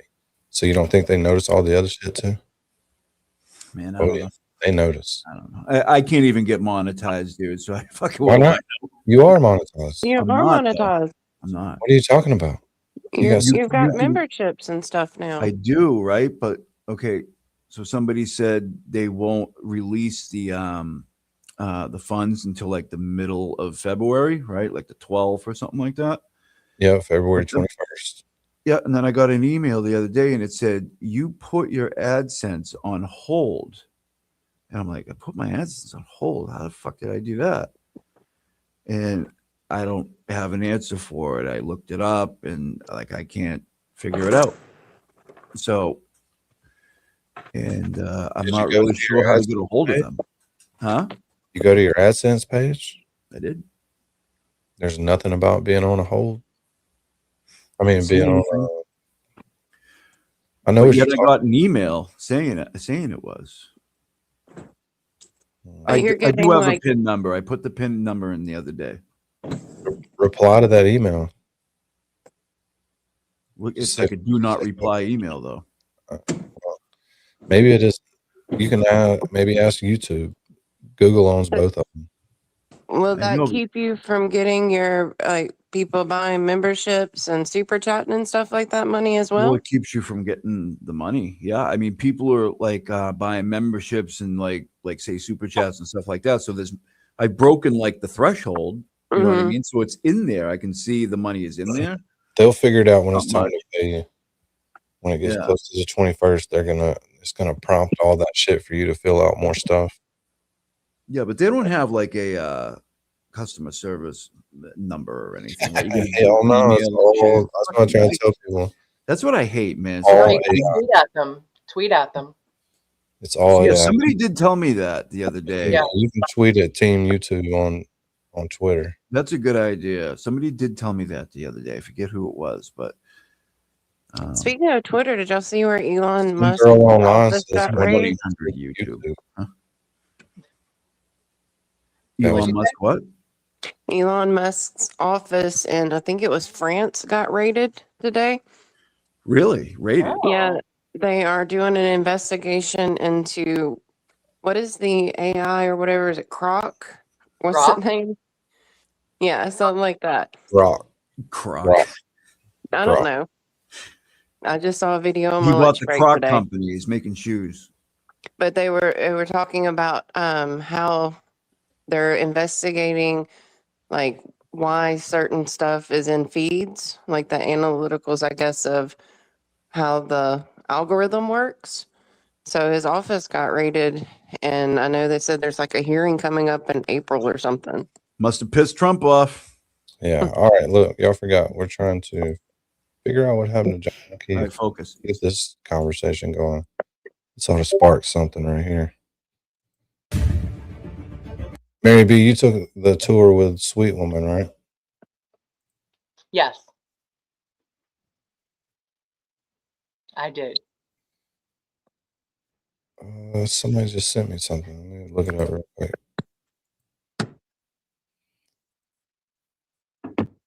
Oh, this is good. Let's watch this. 1 minute. In the case of John O'Keefe, in Karen Reed's.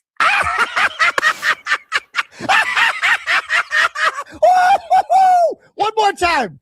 One more I time. think they understand the justice system. One They more understand, time. which this blows my mind. There is zero corruption in the case of John O'Keefe, in Karen Reed's Oh my prosecution. God. None. There is zero. None. No corruption. No. It's not like the lead detective was fired. Oh, bro, you can't be serious. Bro, this is why gingers can't vote. This is why you people, oh my God. You're ruined, Big Red. You just set ginger rights back like 50 years with that statement. Take a lap, girl. 20 push-ups. 20 push-ups, girl. Better be quiet when you're messing with Big Ginger. Because Big Ginger's corporate. You don't want to fuck with them. Big Red's a big dummy. Shit, Big Ginger and Big Milk are in bed together. Telling you, Before we get I don't back doubt that. on, you don't want to go down that rabbit hole. before we get back on task, did you see Turtleboy's post today on X about if anyone can show a video, tweet, etc., where I said to like order a bunch of pizzas from D&E and not pay for them? He said he would take down his X, his YouTube, and everything else immediately. I saw that. And did you see who responded with the video? No, I didn't see that. Mama Llama. The responses. The response. Yeah. What kind of a video, though? What's a show? Of Turtleboy basically saying that we should, well, how come anyone hasn't thought about this yet? We should call and order a bunch of pizzas. But he's not saying anything about stiffing them with the bill or anything like that. But go on his X real quick and play. You can see his post and then you can play the video that she posted because it got a lot of attention today. All right, good. Well, we're going to try to find John O'Keefe first.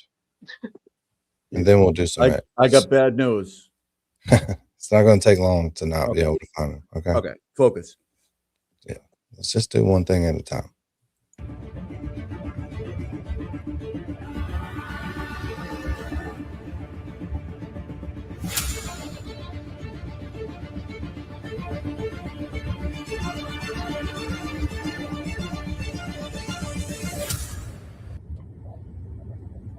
Way. We're headlights pointed? In front of me, in front of the truck. I'm sorry? In front of the truck. And what were you able to see of the front lawn of the Albert residence that very first time you passed? I was able to see the entire front lawn. And about what time was it that you first passed 34 Fairview Road? About 2:45. Now, as you continued along past the driveway, did you continue to have all of those headlights on in front of you? Yes. And as you continued along, what were you able to see of that front lawn? How much of it?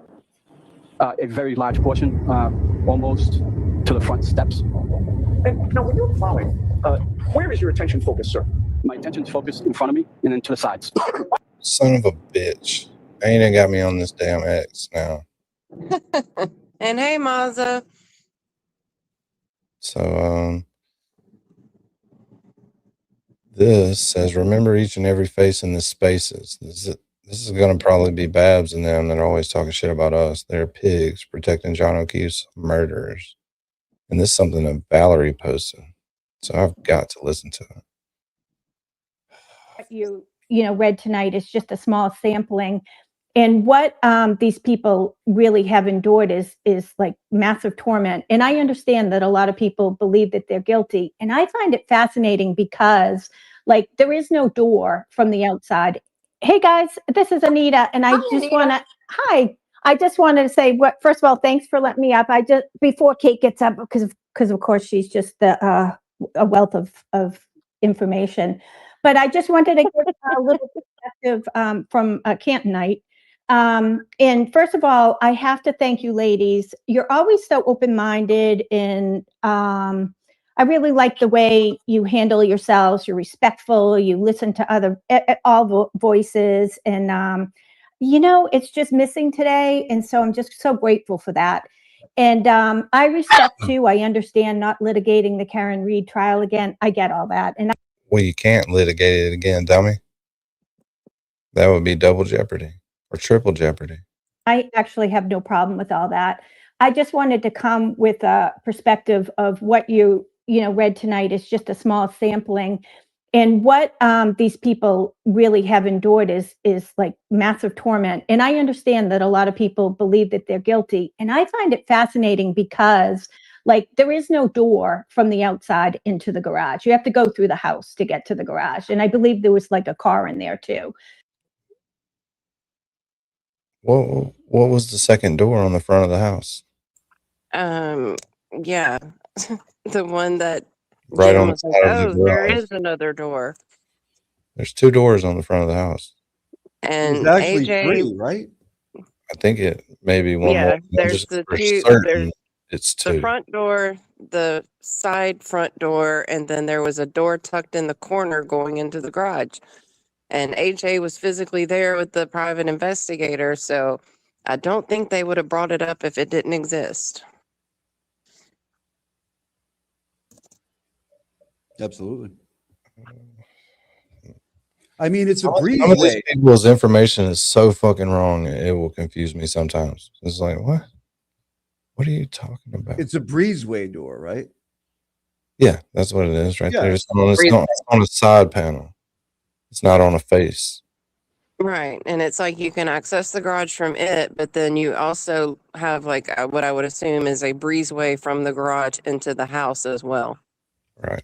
But why do they keep bringing that up? What does that prove? I don't get it. Because they're trying to say that it didn't happen in the house because the defense is now focusing on the garage because of the phone temperature data. So if we can prove that it couldn't be the garage either, then we're right. And I mean, we don't know how he ended up where he ended, which is what we're talking about tonight.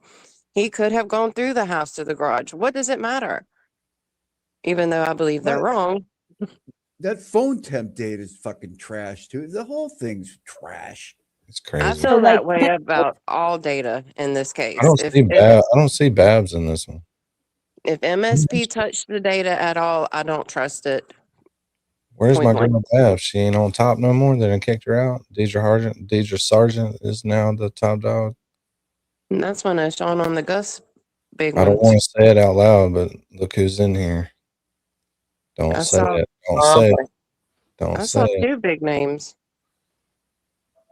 And this Ruby chick, she goes at me hard on X. I love it. It changes a lot. And Hey, Erica, what's up? Nobody knows what happened. Everybody assumes that like 9 people are guilty. Not just 9 people. The first responders, the Canton Police Department, the Mass State Police, the DA, the judges, the town select board, the guy at the town hall who like works the cameras. Like everybody is getting tormented. Whatever job you have, not only if you just hold some of these positions, if you're a family member, a spouse, a child, a cousin, just an acquaintance, it's like to such an extreme. And a good indicator as to why to show that that still happened is the amount of anonymous donations that are going on to the Testify site. Like people are still uncomfortable to put their name on out there. And it's not like a personal decision, as I say. It's not like, oh, I don't mind if the heat comes at me, but they mind if your kid gets the heat or your work is going to be contacted. You know, all the things that actually happens all there that you know of, and some of you are experiencing it from the Turtle Riders. Yeah. So maybe they're for those, anonymous you guys because they don't want to understand be that now, proven what we've been wrong. saying for a really long time. So it's like your sympathy is now empathy, if that makes sense. It doesn't make sense. I mean, a lot of people are scared to say their name because when it is proven eventually that Karen didn't hit John, even more proven than it already is, who wants their name behind money to murderers? Well, we see that not a lot of people are going to. Seems like a lot of people don't mind. Well, she's talking about everyone's anonymous out of fear of retaliation. No, from I know Turtle what Riders, you and that's mean. BS. It's just ridiculous. I mean, everything they're clinging on to at this point is just like, come on, just stop. You know you're being stupid. So where is this post at that you were talking about? Let's see. I got a notification today at work, and I did read it. I read it What's earlier. X post or YouTube? An X No, post. X post, yeah. Where he- the hell is it? Well, surely he didn't take it down because they were accusing him of taking the video down where he said it, and then Mama Llama posted it. Man, they're fucking desperate. There's not a video with it on the main post. It's just a post by Aiden. Oh, I see it now. Here we go. Oh, you got it? It says, I will permanently shut down my Twitter and YouTube account if any of the McAlbert supporters, which now includes many FKR supporters who got mad at me, can provide me with a video, tweet, or article in which I urge people to flood D&E Pizza with fake orders, which implies you're going to call in and make a shitload of pizza and not pay for it. Can any of them do that? If so, why not?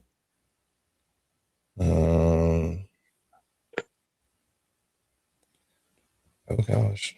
Mike Turtleboy responded to the first couple of people, which was kind of funny, but he did not respond the last I saw after Mama Llama posted her video, which is not proof of what he was saying, but of course they're going to use it as proof.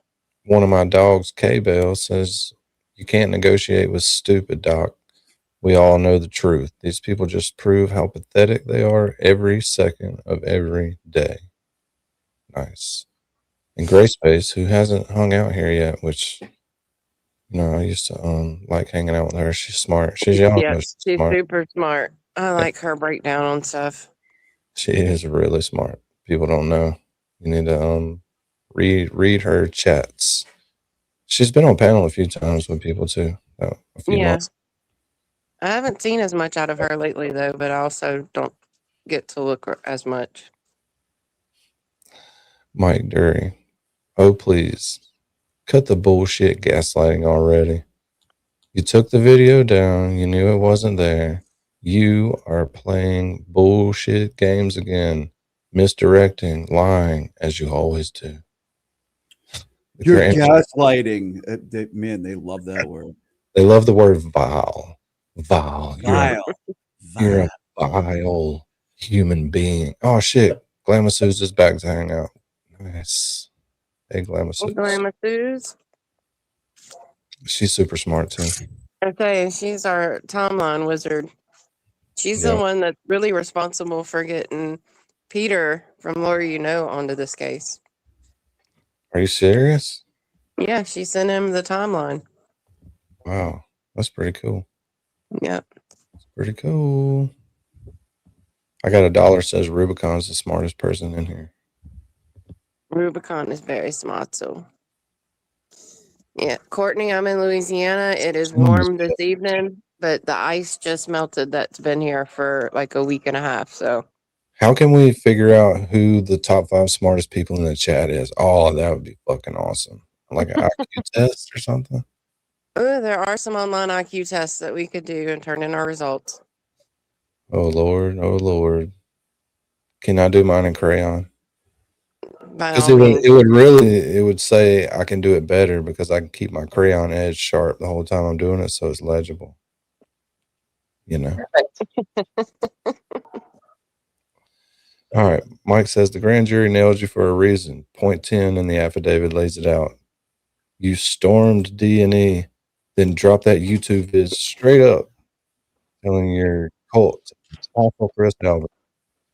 Order crap they wouldn't pay for and screw over the joint.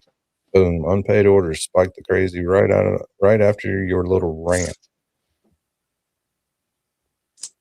These people got a lot to say. And it's so personal to them. Oh, I know. It's like this dude is just And so many of them aren't local who have to like will ever see him or deal with them. But man, he lives rent free in their heads. yeah, no, this dude is just pissed off about it. It's crazy. You scrub the video yourself to weasel out of more bail heat or YouTube bans, but the damage is done. Charges stuck. Keep denying and daring folks to dig it up, you clown. Ooh, The a court clown called it, reference. the court called it witness intimidation, not your fake ass journalism. So nasty. Man up mowing your toxic mess instead of whining like a little bitch that shut down my account's bluff. Pathetic. Nobody's falling for it. Nobody. Turtleboy says, so I took the video down and no one saved it. Guess I should take all my videos down and my charges will go away, right? How do they intend on using that in court without the video? Guess what? I was right. And then Mama Llama says, here. God. Because I sit and record everything you do. Oh, then we're all gonna call it. Why haven't we thought of that? Why haven't we all just clogged up the D&E pizza lines? Let's make life uncomfortable for them, shall we? And we'll call them. Well, that didn't say anything more than call them. That wasn't all of it. Wow. Well, that was all of it that was there. What I watched was a little bit longer. But it also didn't tell people to call and not pay or anything. Well, that was the end of that one. Can't believe Valerie's back on this side now. Is she pro Turtleboy or just still pro Karen? I don't know. I really don't get on X to see any of this stuff. I was just going to say, she's always been pro Karen. She's just been anti Turtleboy since Recording Gate. Let's see. Why I've been a little more See what Emily C's clip is all about. loud to try and take some of the heat. I don't think there will ever be justice for John O'Keefe because there was never done an investigation that could get John O'Keefe justice. Now, my primary goal is to try and help Aiden as much as possible. That's why I've been a little more loud to try and take some of the heat away from him. F them if they want to call me a PDF file and stuff like that, because I could tell he was down before Christmas, and I can understand why. I've been in a shitstorm in politics, and I know when everything just looks bleak and you don't have any friends, that's when you need people who are acquaintances to say, well, F it, I'll stand in front of you. And I don't think there will ever be justice for John O'Keefe because there was never done an investigation that could get John O'Keefe justice. Now, my primary goal is to try and help Aiden as much as possible. That's why I've been a little more loud, to try and take some of the heat away from him. F them if they want to call me a PDF file and stuff like that, because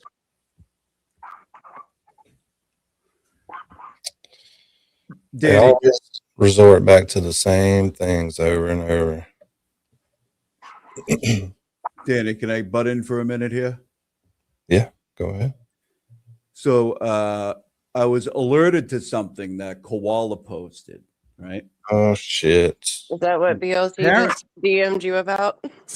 He did. And I fucking called it the other day. When I was sitting with you eating pizza, Mary, the other day, do you remember what I said about there's some guy down the Cape that somebody already mistook me for before? Because he's got the same name. You were talking about that, yeah. It's that fucking guy. They think I beat up a pregnant woman, dude, right? Listen, first of all, the middle name is wrong.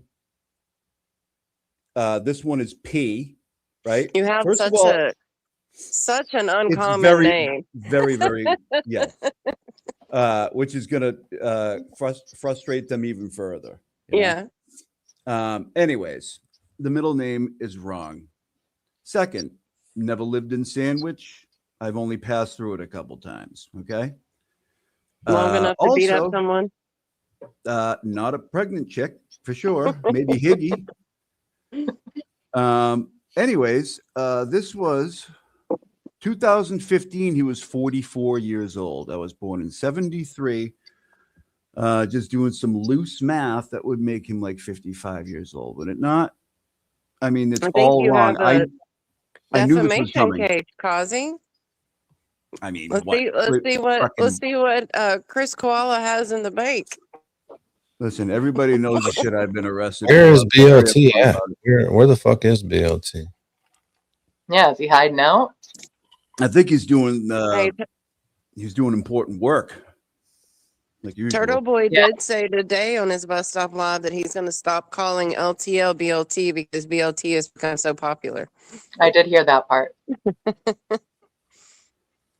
I called it. These losers, man. Wow. Oh yeah.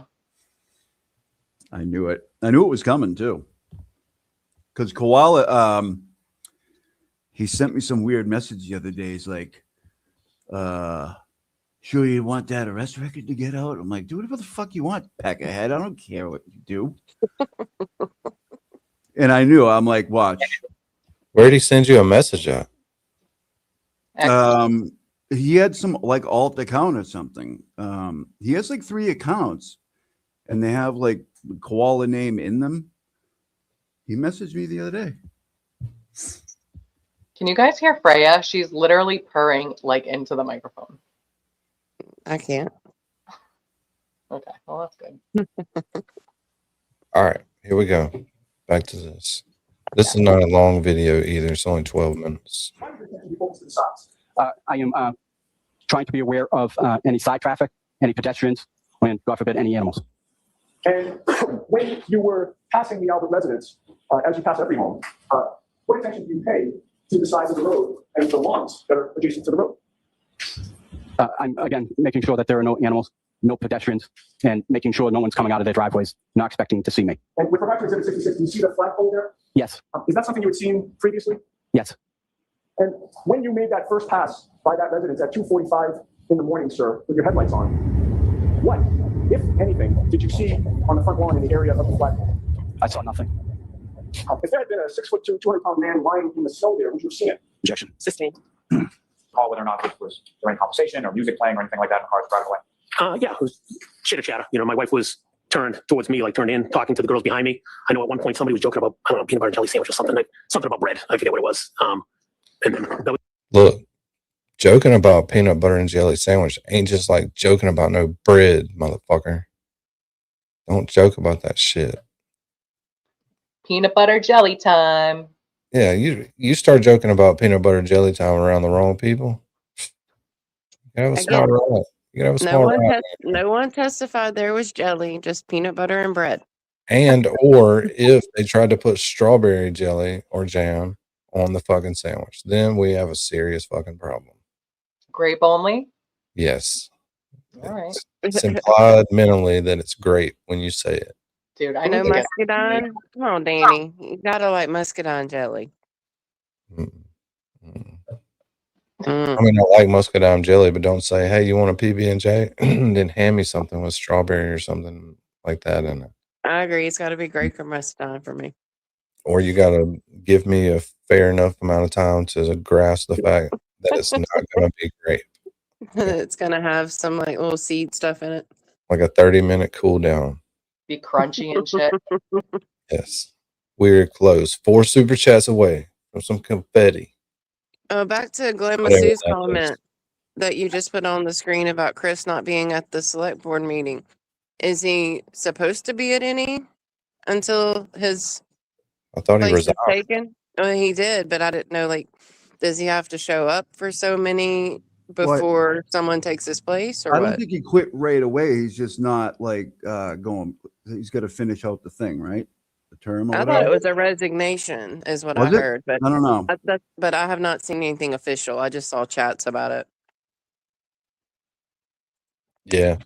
Jelly is hard to spread. Jelly's like them church girls back in high school. Danny. What? Church girls are usually the easiest, especially on Yeah, I went to Catholic school, so I know that. especially a church lock-in. Come on. Damn, Cassie. You want to Guaranteed. Well, what's up? Nothing. Peanut butter. Iris, jelly time. oh, God, Iris, that's horrible. That sounds like They dirty. gonna get stuck together, but it's gonna taste. I get the little Uncrustables that have honey. I love Uncrustables, man. Yeah, they're the best. Nutella. So let me know if something good's happening No, on some X while Nutella. we're in here. Anything good on X, we can go troll Babs or whatever. That would be fun. Yeah, go take a look at that clip. It's pretty fucking hilarious. Put it right up there. He said he's. There was a funny moment on Teves' Spaces last night when he lost signal and Olivia was covering for it, and the Yellow Cottage Tales troll account started playing like Oh, AI yeah. voices of reading something, and it was all about sexual stuff with KP. Like, it was awkward, and Olivia's like, "What is happening right now?" No. But if we can troll them a little bit and piss them off, that would be awesome. Yeah. Which I know they're watching. I know some of them are.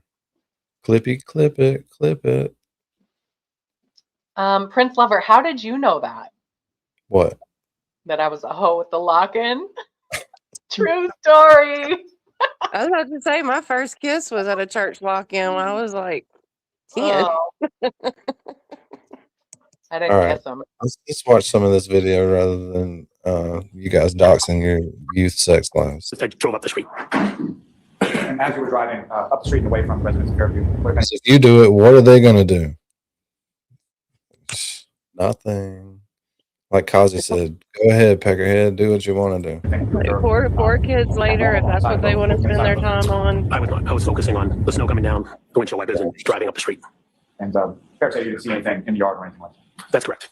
During the course of you walking out the door, heading to your Jeep, you didn't see anything out of the ordinary in the yard, correct? No. You certainly didn't see a body in the yard. Of course not.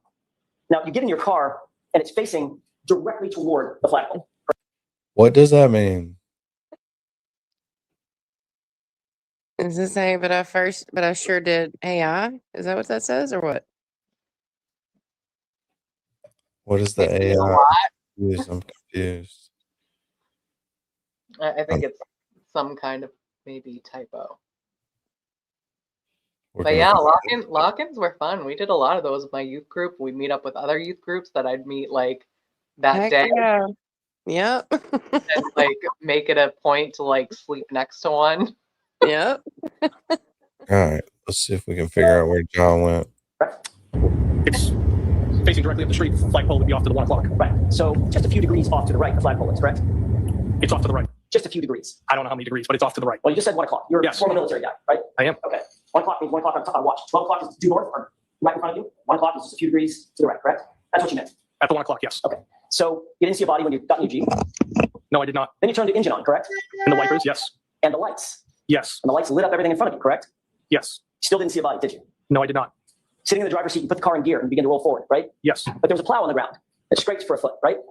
Yes. So you picked it back up, Yes. looked out the windshield to make sure the plow was situated, and continued to roll forward, correct? I knew it was up and I continued to drive. And as you continue to drive, you're looking ahead of you and probably to your left to make sure that there's no oncoming cars, right? Well, I knew there was no oncoming cars. I was just driving forward. Right. So your focus is directly in front of you. On the road, yes. And everything in your peripheral vision is right in front of you as well, correct?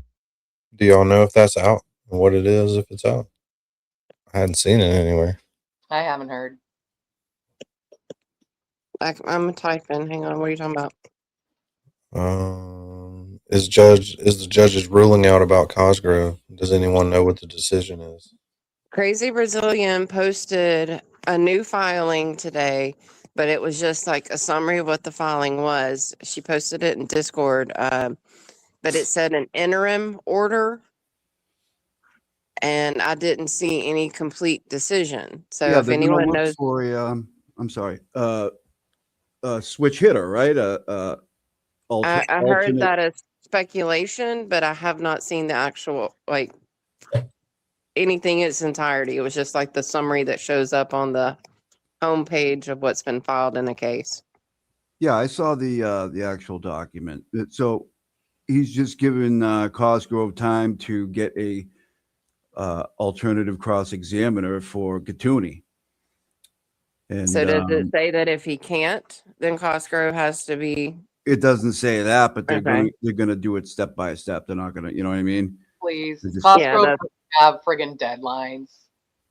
I mean, Those are the- does it ever matter? The No. hearing in April will be about how to proceed if he can't find someone for that one witness.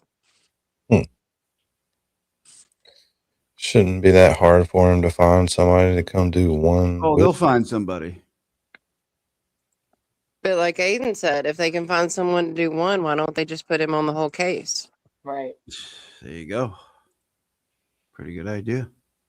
But But if he you're doesn't want Turtleboy, anyone besides Cosgrove. well, because now it's that you know really you're good. going to trial, you want them.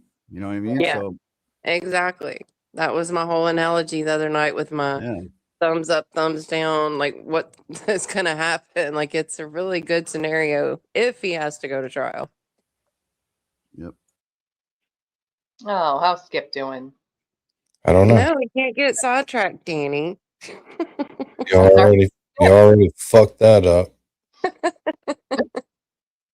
So let's say hey to Skip, because now you got my attention span just got way shorter. ADHD theater. Skip's got some music playing or something. Savings may vary by state. Rule restrictions apply. See site for details. Save even more. Yeah, Skip's playing like the damn radio or something. I'm in his Discord now, and there's a heading that says mouse sightings. So I thought it had to do with the ChatRats, but I clicked on it. Apparently, it has to do with an actual mouse that comes into the room. So they clip video whenever they see it run across the floor or something. Oh no. So he's not That's really nuts. isolated then. He's got a pet. That's nuts. Hold on. Yeah, Skip's still playing music. I don't know if he knows he's playing music. I don't even hear him talking. That would be like in the Green Mile, the little mouse, the little carnival mouse that becomes the Yeah. friend.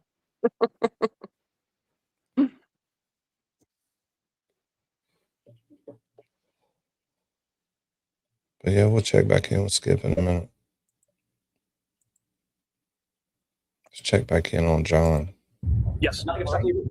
I mean, other than snow on the car. Nothing obstructing your view outside toward the lawn. When another car parked there, No, I didn't. There was no vehicles in front of me. No, it was the roadway was relatively empty, there was no cars. and you didn't see a body then either, did you? I did not. And as you drive past that flagpole with everything lit up and everything in your peripheral vision, you still didn't see a body on that. And against that white snow, did you see a black baseball cap? Absolutely not. And as you sat in that driveway, you also did not see a black sneaker? Absolutely not. And you also did not see 45 pieces of red plastic? No. Or even one piece? No. And you certainly did not see a 6'2" man on the lawn of your girlfriend's parents' home, correct? No, I did not. You saw nothing unusual in that front area of the lawn, correct? No, I did not. Caitlin got into the Jeep. Correct. The plan was for you to drive the Jeep back to Easton with her, correct? Yes. You backed out of the driveway, correct? And you turned the rear end of that car toward Cedar Crest, correct? Not towards Cedar Crest. I was going up the hill. So Okay, if I suggested to you that going up the hill would take you towards Chapman, Does that make sense? Yeah. Okay. And the other end of the street was Cedar Crest, right? Was that way? Yes. Okay. So the rear end of your car was towards Cedar Crest and you were facing up the hill towards Chatham, right? Yes. All right. That would have meant that you were driving your vehicle past really the entire length of Brian Albert's front lawn, correct? Yes. And the front lawn would have been on Caitlin's side of the car, correct? Yes. And you drove past the flagpole that you're familiar with, correct? Yes. And as you drove past that entire front lawn, you never saw any of the things I previously asked you about, the baseball hat, the sneakers, the piece of red plastic, or a 6'2" man, correct? I did not. You saw nothing out of the ordinary, correct? Correct. And you saw no tire tracks in the snow leading to the Albert's front lawn, did you? I did not. You didn't see anything that would lead you to conclude that there would have been a car crash there, correct? Absolutely not. Sustained. None of the other three people yelled out that they saw a body, correct? Danny, that was Running to Jennifer after McKay's vehicle. that was after he sat in the driveway for 15 minutes waiting on Caitlin to come out. John would have literally been like 20 feet to his left out of his window for 15 minutes. Like he never glanced over. That him and Higgins are the hardest ones for me to ever believe that John was on that lawn if I thought he'd been hit. But I told MJ after this ice storm down here, I am more certain than ever that you would see everything illuminated on that lawn. I think you would even see tail light pieces driving by, much less a person. But it was so bright at night, even where there weren't street lights here with all the ice on the ground. I'm just telling you, it's nuts. None of these people saw him laying there. He wasn't way over in the bushes. We saw the fucking all of the dash cam video and shit. You could see him right there. He wasn't up in the fucking bushes. Well, he wasn't there. That's why they didn't see him. But to act like that he He was- was there and they all just missed him is absurd. When they got out of that car and ran to the body, you could see they didn't run very far. Yeah. Too far to have backed up and hit him while Nagels were coming up the fucking street. You know what I mean? All of that would have happened to happen right then, and he would have already been laying there. When Nagel pulled up, correct? Freshly laying there. No. They're saying she didn't hit him until seconds after Nagel's vehicle had pulled away. Well, that's not when he got out of the car. That's why they say that the dome light was on, because he was outside the car door and they just missed seeing him standing out there for Apple whatever Hill reason. data says he's moving towards the house with the phone open. I agree.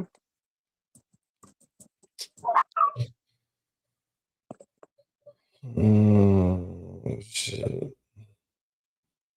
Kazi must inform the court if an assistant special prosecutor, if he plans to use a special prosecutor for cross, special prosecutor must file appearance by 11/23/26. Rulings on disqualify until Friday, March 13th. Okay, I don't understand that then. Like, all Thank they got you. to say is that they can. By March 13th, he's got to say, yes, she may be a potential witness. And then by November, they have to declare a fucking special prosecutor. Right, but he could just say, yeah, we're going to have one and not really have one. And then November gets here and no one will commit. Like, I don't understand that. Then they'll have to push that down the road because they didn't follow through on it. I see the pattern here. I don't know. They don't follow the rules very well. Like in Mississippi, if a fucking judge says I want it by the 13th, he wants that shit by the 13th. Yeah. It's crazy. Prosecution's case will be thrown out if they don't follow the rules. We watched the trial. What was the girl's name that shot her mom? It was a big trial here. Right down the road from y'all? Yeah. That judge, he wasn't having that shit. He was like, look, this is ridiculous. I want the shit. I want it now. Right. I can't remember her name right now, though. I'm sure Melanie Little covered the trial. Toy knows it. I'm sure She's in the chat. She'll post it. Yes. And you were seated behind the driver, correct? Yes. And the driver was Matthew McCabe, correct? Correct. Jennifer McCabe was in the front passenger seat? Yes. And Sarah Levinson was sitting next to you. March 6th. He's got to give a name. That makes more sense. Okay. So he's got to give a name. Then the said name has to do something by the November. Has to file a notice of appearance into the case. By November. You behind the front passenger, correct? Yes. Matthew McCabe backed the car out of the driveway and then headed up toward Chapman Street, correct? Yes. That meant that the passenger side of the vehicle was closest to the Albert home, correct? Yes. So that meant that Sarah Levinson and Jennifer McCabe were in the seats that were closest to the Albert home, correct? I'm sorry, could you repeat that? Sure. As Matthew McCabe was driving that vehicle alongside the Albert property line, Jennifer McCabe in the front passenger seat and Sarah Levinson in the rear passenger seat were the closest two people to the Albert home, correct? Yes. And as the car passed in front of the Albert home, you saw no tire tracks in the snow, correct? I don't remember. You claim now to have seen a black object in the snow, correct? Yes. Object is the term that you used when you were finally interviewed about this matter, correct? A black object, yes. Right. You never before ever told any investigator that what you actually saw was a black blob, correct? I don't remember. And you also never, ever told any investigator that this black object that you described was actually 5 feet or 6 feet long, correct? Correct, yes. The very first time you're now mentioning this testimony that this black object, as you describe it, was actually 5 or 6 feet long was just today, after 12 noon on May 14th of 2024, correct? Lally asked me how big it was, so I just told him right now, yeah. Yeah, Lally, when you say Lally, you mean Mr. Lally? Yes, Mr. Lally, correct, yes. Mr. And what did you tell him? About 4 inches. How big was it? Oh, here we go. Look at this freeze frame.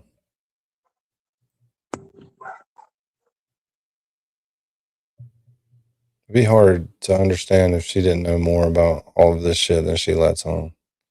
I mean, I think people don't make as big a deal out of it as it needs to be made.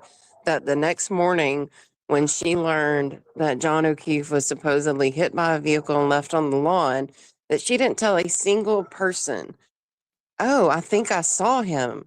I saw How many something." times did she call him from where were they I'm at? talking about Nagel. You're talking about Nagel? I'm talking about Right. Jim McCabe. I know, but my phone glitched for a second. I'm just talking about like Nagel waits till trial to say that she saw, well, at the grand jury, she said she saw something, didn't give a size or anything. And then in the trial, she gives a size. But common sense tells you that, I mean, everyone knows what it's like to be involved in something like high profile or not this high profile, but you know, if something were to happen the next day, you're like, oh, I saw that person like a week ago. I can't believe this happened to them. Her first response would have been, I think I saw him on the yard when we left that night. Yeah. Like she didn't tell a friend, she didn't tell an investigator, she didn't call back in to let anyone know. Like that part is so underplayed in my opinion. I mean, what normal human being with human eyes and a human brain and like we're programmed to recognize other humans and human shapes. And it sounds it sounds stupid, but it's real. So you walk out the house, you're like, damn, there's a person laying in the yard. But at the same time, when we have that argument, the antis are like, well, Karen said he looked like a buffalo on a prairie. Yeah. You know? We watched Emily C's video of the exact time when they would have been relative to when the accident happened, if it happened, which it didn't happen. Well, it would have been relevant to when he zero was snow. being found. It was zero snow. It was snow, but it wasn't. And if Emily C hasn't gotten that to Karen's attorneys by now, she really should let them know that that exists, because the dash cam videos of the snow is deceiving. Her video, and it can be validated based off of the information in her phone. To me, that puts it into perspective so well. It's definitely different from what they say it is. With that vehicle, as with the one that the husband was driving, which side of the vehicle would have been closest to the house there? Passenger. Now, as you're driving past the house, heading to the house, how are you positioned within the car? I'm turned, chatting to the girls. So, and when you're turned, are you turned towards the window or are you turned towards the console? Which way? Turn the console towards the back seat, so my back is to the window. vehicle was facing towards the house, and by that I mean, was it the side you were sitting on or the side that Ms. Levinson was? The side that Sarah was sitting on. And that would have been the passenger side, is that correct? Yes. And at the time that the vehicle was driving by the house, what is it that you were doing at that time? We were having a conversation. So Jen was kind of facing towards the back, towards me and Sarah. We were talking about making PB and jelly sandwiches because there was some peanut butter and jelly and bread in the car. So talking about that. But yeah. Okay, she said jelly. So Everyone else just said peanut butter. Yes. And she's talking to you and Ms. Levinson, correct? Yes. And how is it that she's positioned? When Ms. McCabe is, she's in front. Some peanut butter and jelly and bread in the car. So talking about that. But yeah, we were talking about making PB and jelly sandwiches because there was some peanut butter and jelly and bread in the car. So talking about that. Jen said there was only peanut butter and bread. PB and jelly sandwiches. There was what? There was some. So Jen was kind of facing towards the back. I said Jen said there was only peanut butter and bread for her niece. Now, she's saying jelly was involved too, so I was wrong by saying no one Towards me testified and to it. Sarah. We were talking about making PB and jelly sandwiches because there was some peanut butter and jelly and bread in the car. So Look at her face, man. talking about that. Like, oh yeah, this is the part we rehearsed. It's Talking so about funny. that, which is because we're talking about making PB and jelly sandwiches because there's some peanut butter and jelly and bread in the You're so car. wrong. So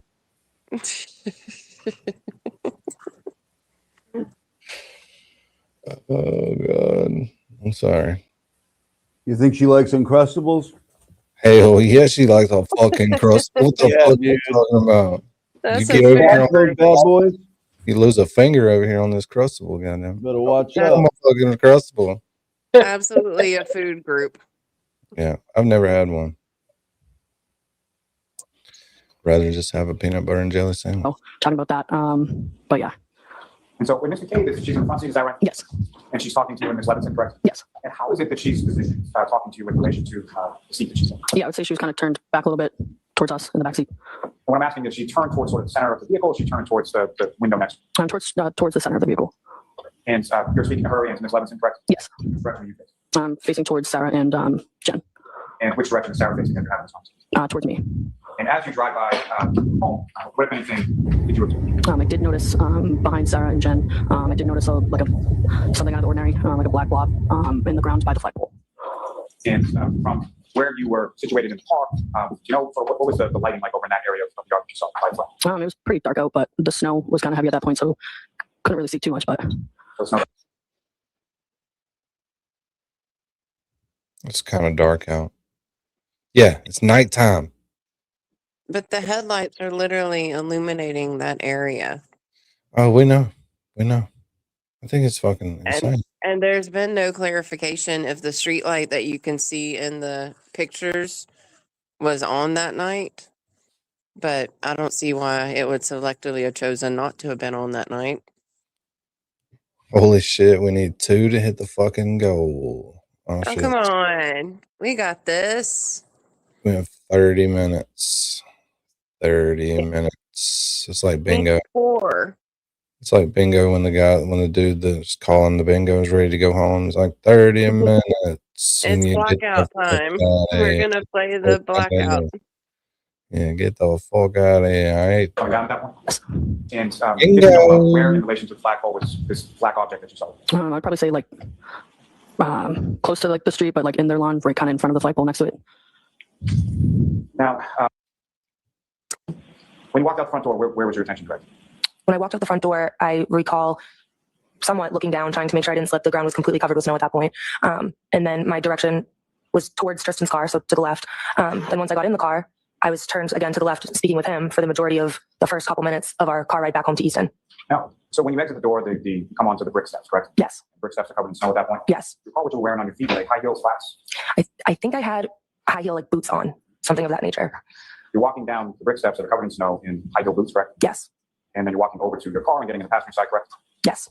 And at any point in time, at any point in time in any of the sequence, have any reason to look over to the front yard area of the parents' home in the area of the front? I did not. When you get in the car and you're driving away and you're talking to Tristan, is that correct? Yes. And so Tristan's driving, you're in the passenger seat, is that correct? Yes. So you're looking at him but away from the front lawn as you're driving, correct? Yes. Correct. So Tristan Morris backed your Jeep out of the driveway, correct? Yes. And the tail end of that Jeep, when he backed out, would have gone toward Cedar Crest, correct? Correct. Which would mean that the car was now facing toward the Chapman Street side, correct? Yes. And that would mean that your Jeep, being driven by Tristan, would have driven directly by your parents' full property line, correct? Correct. And you were on the passenger side of the car, correct? Correct. The passenger side was closest to your parents' front lawn as you were driving away, correct? Yes. And you drove past the front lawn, correct? Yes. You drove past the flagpole, correct? Yes. And in all that time from when Tristan Morris pulled out of the driveway and drove right by your parents' front lawn, you never saw anything of the things that I previously asked you about, correct? I did not, but I also was not looking. You saw no baseball hat, no sneaker, no pieces of red plastic, and no 6'2" man, correct? Correct, but I also was not looking out my window. Okay. Let me ask you this. Did anybody in this courtroom ask you if you were looking out your window? Objection, Your Honor. Sustained. That was an answer to a question that nobody asked you, correct? Objection. Sustained. No, right? Yes. Matt McCabe was driving. Yes. Jennifer McCabe was in the front passenger seat next to him. Yes. Julie Nagel was seated behind the driver, behind Matt McCabe, right? Yes. Danny, And you were seated in you the remember second when row passenger JFK seat used to the to right. get on? You remember when JFK used to get on Sarah about who brought the cake? Why are you so sad about there being no cake? That's all I can think of when I see her testimony. No cake at this party. Oh, were We you want responsible cake. for bringing the cake, We Sarah? want cake. I mean, How I come feel it on there's that. no pictures of him blowing out the camera, blowing out the candles on the cake, Sarah? She just looks so sad.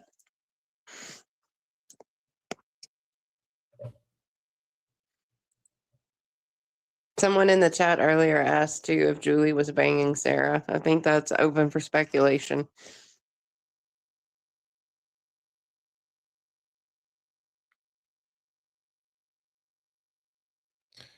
Yeah, there's drama about reading the super chats at the end. Drama? Oh yeah, for sure. But Well, surely people aren't sending them to get like notice from the chat about sending them. They're doing it because they're supporters, right? I don't know. You got me. It's But like you don't make an offering at church so you can be announced afterwards that you made an offering. But whatever. Yeah, this is like church. Yeah, he only does it for attention. We know that. BLT, yeah, you do everything for attention. We already knew that. yeah, I'm reading BLT stuff right now. So whatever. I'm gonna do it But the way I want to do it. I apologize to anybody who wants it read immediately. If you want it read immediately, and we already take enough breaks and talk over each other on this show, just Would put they up. be happy if you just put it up on the screen immediately while we're listening to stuff? Maybe. And then we can read them at the end. We can try it that way. Let's do it. Because I appreciate everyone, and we can just stop it now and read them all. For all I care. Which court hearing is Clay's godmother talking about?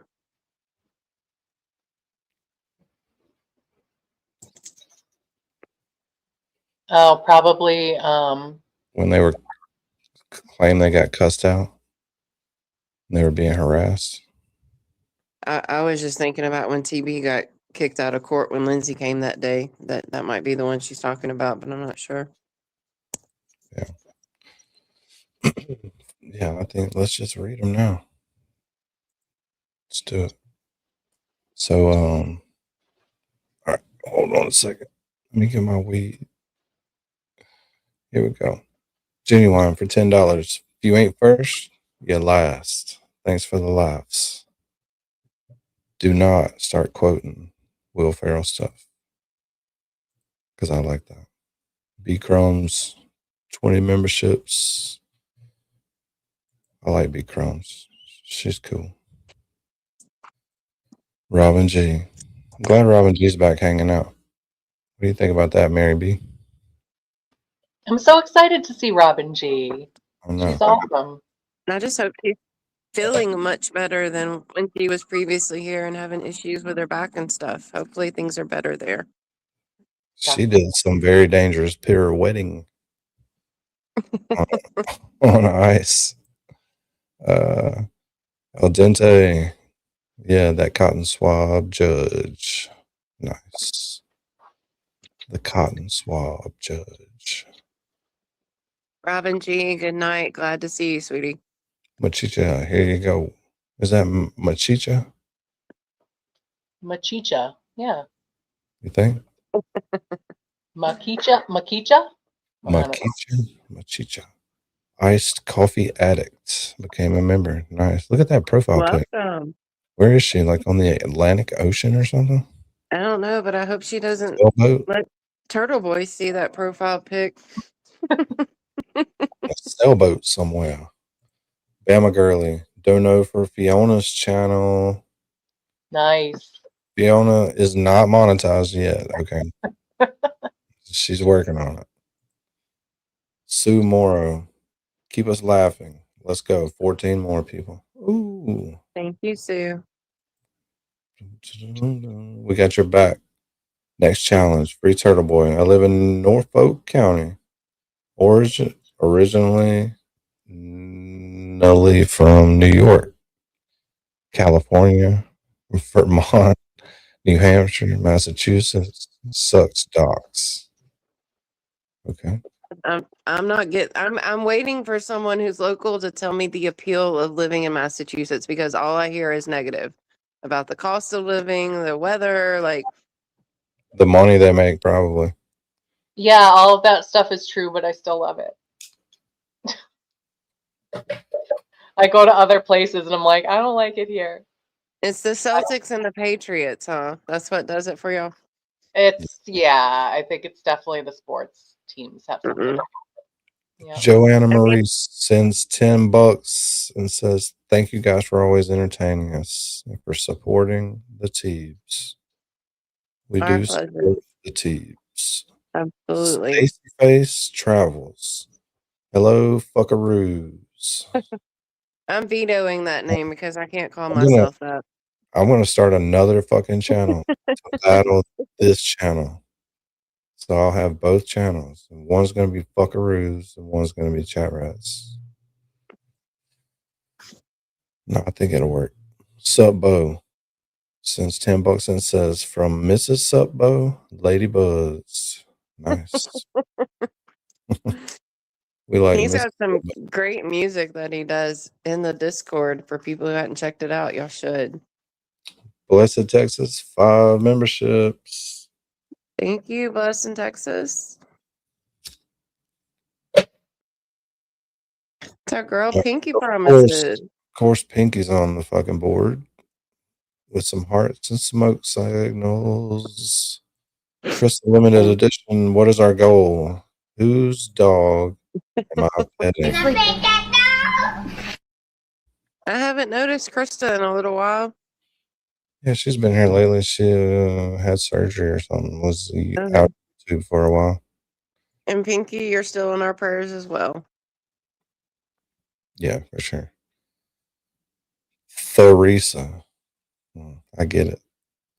You get it? Mississippi education. Yeah. No, that's their prize. Surprise. Surprise, Theresa. I enjoy watching your shows. And Mary B, love your cat. My brother has a cat that looks just like yours, and he is so lovable. Free Turtleboy. Free Danny. Gotta love the haters. Yeah. I like the haters. The haters give me subscribers. I mean, it's easy. Are we freeing you from ex-haters? Is that what we're doing now? I don't know. I hadn't been on there really to look and see. I like to save it now until we get on the stream and then have like 85 fucking notifications about how you look retarded. Is You look retarded. is the BLT toy stuff still as strong as it was, or is that died I down? don't know. I think that's died down because that was like way off. Like you're proving yourself not to be a great investigator there, Sherlock. No, dumbasses. I don't think they're gonna ask you back. Just look at what they pulled up on Kazi G, and that shows you how valid. Yeah, but I their mean, investigation with the right memberships, you can run background checks on people. It's not that fucking hard. You just type their name in the fucking box, and it tells you shit. Krista, I got to keep working towards the goal. Tell Kasi he doesn't answer me. Uh-oh, Kazi's in trouble. Better answer, Krista. Clamasu's member for 1 more month. I have the order. We'll send it. We'll send more in a super chat. Yeah, Thank you for the info tonight, Glamasu's. hers is one of the only X pages I like where she doesn't, she just posts the info along with everything that she posts. Yeah, no. Kind of like she reminds me of Olivia in a lot of ways. Yeah, it's like, here's the shit and here's the shit to back it up just in case. I don't want to And hear nothing else. Gray Space is along the lines of Glamasu's and Olivia. I Yeah, like those kind of this one we read earlier, and maybe we can make it more clear now. So, Kasi has by the 6th to declare a special prosecutor. And then they have till the 13th on the disqualification.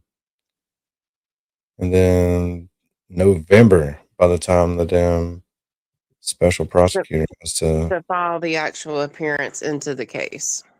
It's fucking nuts. You only got 10 months. But they have to name.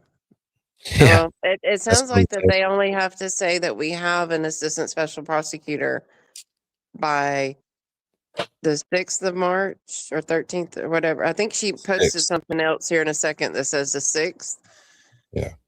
But that person doesn't have to file an appearance into the case until November. So they could technically lie about having someone and still look for someone all the way up through November. What do you mean? That's exactly what they're going to do. They're not going to have anybody. They're not.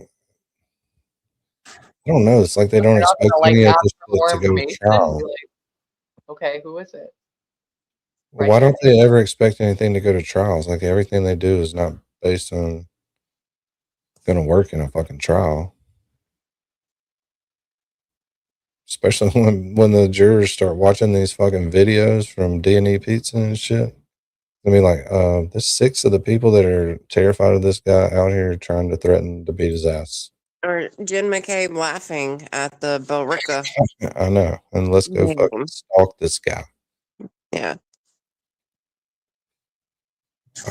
So, Genuine sends $10. No comments. Thank you, Genuine. Robin G sends 5. Didn't go towards the goal. Didn't know it. 1 more to go. Still 2 to go. So, Cheryl Williams, Peanut Butter Fund. That is a good super chat. Clay's godmother, please go over the vid of John's fan friends walking into court. I can't unsee Jen smiling like the Joker. Matt too, but not that crazy look in his eyes. Thank you so much. XOXO Tommy. If she can specify which one that is, I'll try to find it for next time. But something tells me it's the one where Lindsay showed up. Tammy. Her name's Tammy. One where Tammy showed up? No, her name is Tammy in the said super Tommy. chat you just read. Oh, I said Tommy. My bad. Tammy. You've got the we did it, Tommy. Yeah, I've got we did it, Tommy, stuck in my fucking head. Everything's Tommy now. We did it. Alessi's girl, $10. No comment. Love that. Stephanie B, you don't feed the homeless and videotape it. Actually, a lot of YouTubers do that. I've seen 2 in this community do that exact thing. There's a whole community built on going out there and giving people money so you can make and recording more it, money than that on the views. taking them shopping and all that. That's not genuine in my opinion. BLT, it's my super chat and I want it now. Skyview. Nice. Thanks for becoming a member. Welcome, Skyview. KLB's a member. What's up? Nice. Welcome. So we'll it would just be so hard to fucking stop the show and read the super chats. I already tried to do that when we first started, and y'all won't ever shut the fuck up whenever we get one. I love how it's always y'all. Every time Danny gets off track, it's cool, but if It's hard to make people stop in the middle of their conversation. It's hard to time it without everybody like being in on it, where you are like, okay, let me get to the end of the sentence. Yeah, I think putting it up on screen and then reading them all at the end is. Yeah, I think that's the best of both worlds scenario. Yeah, I'll give them a good bit of screen time. Maybe that. Whoever just posted that Betterow will be the one cross-examining Jim McCabe, 100%. He cannot wait to get her. I promise you. But we damn sure don't want to piss anybody off that's donating to the channel because it pays my bills. Along with my other fucking 10 jobs. I only worked 7 days this week. I'm on day 9 right now. Bullshit. I've already got to work this Saturday too. And How's your parents' two or place three coming nights. together? Yeah, 2 or 3 nights this week to finish their shit. But you're finishing a temporary housing type situation for their permanent housing? An apartment in their shop they just built. Are you building their actual house? No, I told them the other day, do not, under any circumstances, count me in on any of the work on the house. Oh, Danny. Well, it's just, I'm too old. I had to put 600 feet of floor down by myself yesterday. I'm sure they appreciate every foot as well. I bet they do. I mean, I bet they do. It's something they don't have to pay a lot of money for. Yeah. So, is hurts my back. Not really. I don't have a bad back, but I mean, I get sore, muscle sore. Depending on every floor that you can put down has like a different soreness because if you're putting down like a floating floor that's just laid on top of the concrete, well, it goes together easy, but you have to stay on your knees with your feet curled up under you. Is that like the Pregame? For a longer period of time, so it hurts your feet and your butt cheeks because you got to hover, you got to lean over. So you either got to lean on one hand and work, but usually you got to have both hands free, so you got to hover. So your obliques and shit could just be on fire all day. And if you're gluing down floor, then you're having to spread glue. That's another monster. Oh. You get good at it. Like until I got good at it, my forearms were just covered in glue. And then you slowly like, okay, this is painful to get off here. After the 2 to 3 days it's on there. I can't relate to what you're doing, but Sunday I warmed up the coach to pitch batting practice for like 10 pitches that I squatted, and I'm still feeling it. That's just part of getting old. Mm-hmm. Mozzarella. Now that is a good YouTube channel. You know what I mean? Mozzarella. What's up, J7? Somebody said, Dana, you need to use the shake weights. Yeah. I'm sure that was Prince Lover. If I had to go back through the chat. My mom had the shake weights. I remember them well, and the ab wheel and everything else that came out on infomercials. Remember the Thigh Master? Oh, heck yeah. I thought I was going to go to the ER one night with a Thigh Master. I was doing it on my upper body, and I started having horrible chest pain. Like I had a spasm that got stuck because of that dang Thigh Master. Yeah, I think I got hit in the face a couple times. How many reps did you do? 1,000,000? No. Like it just caught like all of a sudden, and I seriously thought I was going to have to go to the ER. We hit the goal right at the end, baby. That was it. Thank you guys for the Do a confetti.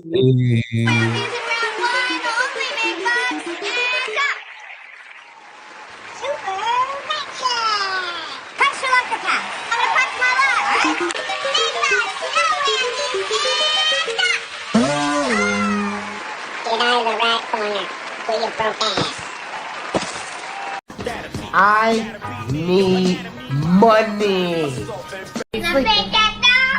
I'm just asking for an 8-ball and $2 million. I love Uncle Baby Billy.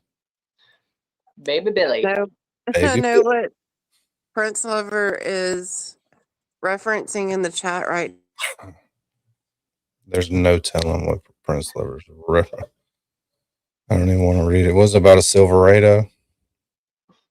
She's been doing. Know, she disappeared. Where'd Lolene go? I don't know. She dipped out in mid-sentence. I hit back too many times. Crap. Prince Lover's comment is from the book Are You There, God? It's Me, Margaret. I must increase my busts. She's mocking me for using the Thigh Master as upper body fitness. Ah, got it. That's a great Judy Blume book, and now it's a movie for anyone who hasn't seen it. Yeah, I heard that was coming out. A 30 goal, that would be fucking stressful. That's too much stress. 15 is way too many, more than I deserve. But I'm gonna take them. But 30? Wow. Wow. Okay, We did I hit get it. Very we did funny. hit 7,500 subscribers. That's amazing. 7,500. We just hit 7,000 like a week and a half ago. I'm not even buying the subs. Not even buying them. Wow. Don't have to. They're for real.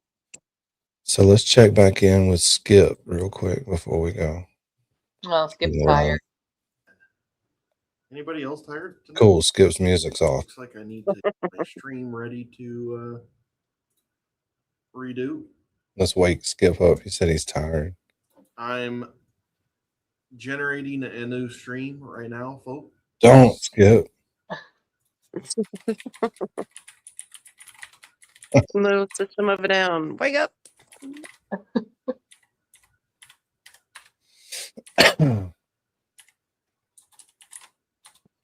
If you're not subbed to Skip, go sub real quick while we're sitting here not doing shit. Everybody goes. Let's go Since we spam. can't redirect. let's Yeah, go we can't spam redirect Skip. tonight.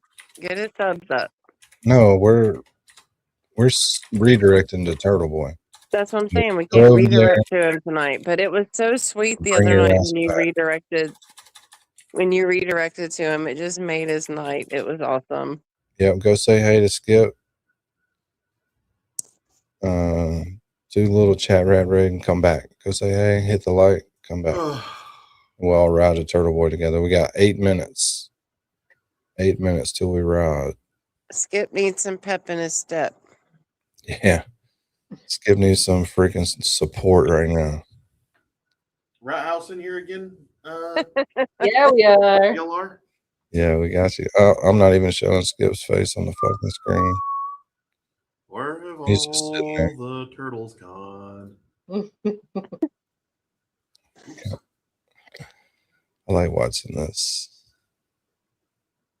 There's nobody went over there yet. The isolation, you drop the link and then everybody go say hey real quick. We had Skip on here for a little while the other night. And then Turtleboy came on. But it was funnier before you had him on with the delay. Like watching that on replay was hilarious. We're like, Yeah, I can count to 12. That's what it showed. But there was at one point where April started talking, so he stopped talking. Like it was hilarious. Yeah, it was fun. oh, he's moved to the other chat now. I mean, to the other live. I saw that. Oh, you got that. We're live. Yes, everybody go say hey to Skip. Hey-o. Hey-o, Rat House. I love Rat House Media. Ban Rat House Media. I don't think so. He doesn't, Like the he doesn't know rat chat around Connor. here. Is Connor in there? Oh. Yeah, Connor's in there. I would love for Connor to come up and talk about his experience at court the other day as well. And He won't. He's then fucking right here. scared. Hello, Rat He'd have to Chatters. stop jerking off to come on the show.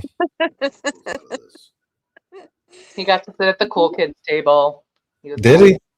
Did Yeah, he was- y'all didn't He was bully him, sitting. did you? He was sitting right by Cassie, and that's Hello, when Rat Chatters. I'm Skip. I'm with the Will was Isolation. like, "Do y'all want me to say I y'all's appreciate you names?" And loving he's me. like, Thank "No." So we're hey Rat House. Did you just pop over here, Rat House, or have you been here Yeah. for a while? No, I just popped up. Well, I got it up in one of these. Is everybody screens. going to Turtleboy? Yeah, we're gonna ride over to Turtles in about 5 minutes. Thank you for the sub. But you were playing music earlier, Appreciate so that I had to very get out of there. I got you. You guys are doing a drive-by. Thank you, Kim. That's a good way to put it. Yeah. Oh, that's so nice of you guys. Shit. I'm TB not next. on all comments. Like Thank you. Thank you for hitting that like button, guys. Thank you for coming. Thank you, Supbo. Appreciate it. Cassie, what have you been up to off camera? Raid. So did doing Rat a House, little. did Rat House just get done with a live? No, we got 5 more minutes. I'm milking every fucking minute out of Jensen? you people too. Appreciate the subs too, guys. I really do. Cassie, you've been responding Hello, to Chris? Iris. No, I just had to step away for a minute. Okay. You okay? Well, Danny's awesome. He's solid. We love Danny. Who is I that? am, Joe. Awesome. Who is that? Danny's a pretty cool dude, right? Nice. I appreciate you going and hanging with Hey, Sixers. Scoop. Hey. Oh, thanks, Jedson. I do not mind the likes and the subs. I do like those. Every time. What time does Turtleboy start? I'm guessing in 4 minutes. Yep, that's correct. You are correct. Ah, thanks, Susan. I did. I worked my ass off today. Hell yes. Hell yes. Hey, Own it. Garfield. YouTube is fun. Like I did have a good workout. Yeah, my wife we used all to, love Danny. He's pretty funny too. she used to tell me that it was stupid, all the shit that I Yeah, he's watched, the good. bars and the fucking 4 people minutes, walking 3 around. minutes now, Danny. 3 minutes. Look You how guys can only little stay you've for had to 3 more rely minutes. on the elbow room and stuff lately, though. Thanks for liking the video. I appreciate it. Yeah, Appreciate we'll that, do it. and I appreciate the. Did y'all subs have that somebody all in you the guys are chat? here. I was confused earlier because sometime I'm someone in gonna the have to chat, y'all try to were get back questioning onto about whether or not they'd Danny's been at elbow room. What was going on there? show. I would love that. It was awesome. Oh, someone said they live close by. Oh, okay. Cool. Thank you, Lucas. Yeah, we gotta Do you miss show up and Not show yet. out for Skip. What do you have to do for mod? People who want to be mod have to be active, and then also go to Discord, add me as a friend, and let me know. Hit rat chat with the quote of the day. Let me give you guys the quote of the day. Nice. I'm going to do that right now. Awesome. Which is on. So you guys are going to do this right before going to Turtleboy. There's usually some context in there. I think I got the wrong one. I do. Let me give you the right one. There's usually some context in there. It's usually pretty good. The antidote to overthinking isn't thinking less. It's rethinking more. Overthinking is ruminating on old ideas without a new lens. It narrows you focus and wears you out.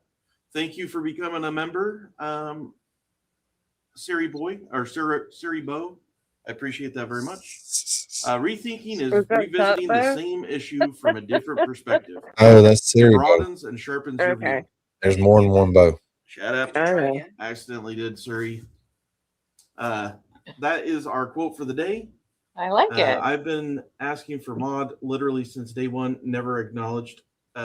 Teresa, All right, did guys. you send me a Discord? He's going to end up having a glare situation where he has to What's release all Rat his Chat? mods. So Rat House Media is Danny. He's got a pretty good following. He comes in here from time to time and tried to promote my channel because he's just cool like that. Hell yeah. That's where I'm gonna stop you, Skip. Leave on a good note, Danny. Exactly. For fear of what he might say next. Well, I'm glad some people are back hanging out, like Robin G and Katie K. Yeah, it was good to see Katie K tonight. I hadn't seen her in a while. And I think Turtleboy is going to start any minute, so I think we're going to call it a night, ladies. And Cassie G. Yeah, thanks for having me, everybody. Yeah. Good times. As Thanks for always. having me on your presentation. See you guys in Turtleboy's Have a chat. good presentation. Do appreciate I think you're going to have to increase the voice cracks, Kazi, because he's getting weaker and weaker by hearing. I know, yeah, he was struggling. Imagine what a trial was going to be like with him. Yeah, he was like, his voice was cracking big time. Yeah, we all ride together over to Turtleboy. I'm going to redirect you, so all you have to do is just sit there. Stay right there. Yep. It may pop up on your screen to go now, and you can go ahead and go. But if you just linger, it'll eventually take you. Unless there's a few people that it doesn't work on. I can't remember why it doesn't work. But when you get there, represent and raid. They love it. Infestation. Yep. And don't get too fucking loud, because I might time your ass out. ChatRats, y'all ready? Light it up. It's that time. Let's roll. Got the crew on the dial and we setting out east. Rat daddy at the wheel on a trail for the beast. Toy got receipts and a pocket full of names, and we busting out truths like we blowing out flames. Eastbound and down, ChatRats rolling heavy. Truth on our tailgate, justice riding steady. Mic in our hand and the signs all red. Ain't no lies slipping past what the ChatRats said.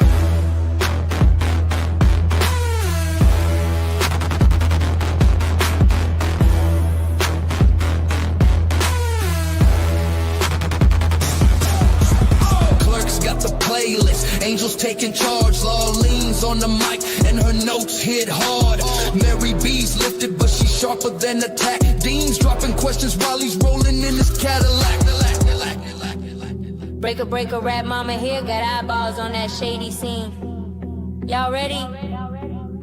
Light it up, rats. 10, 4, 20. Northbound and bold, truth in the backseat. ChatRats got that heat, can't be beat. From the ChatRats lounge to the courthouse gate, we ride for the truth and we show up to see that fate.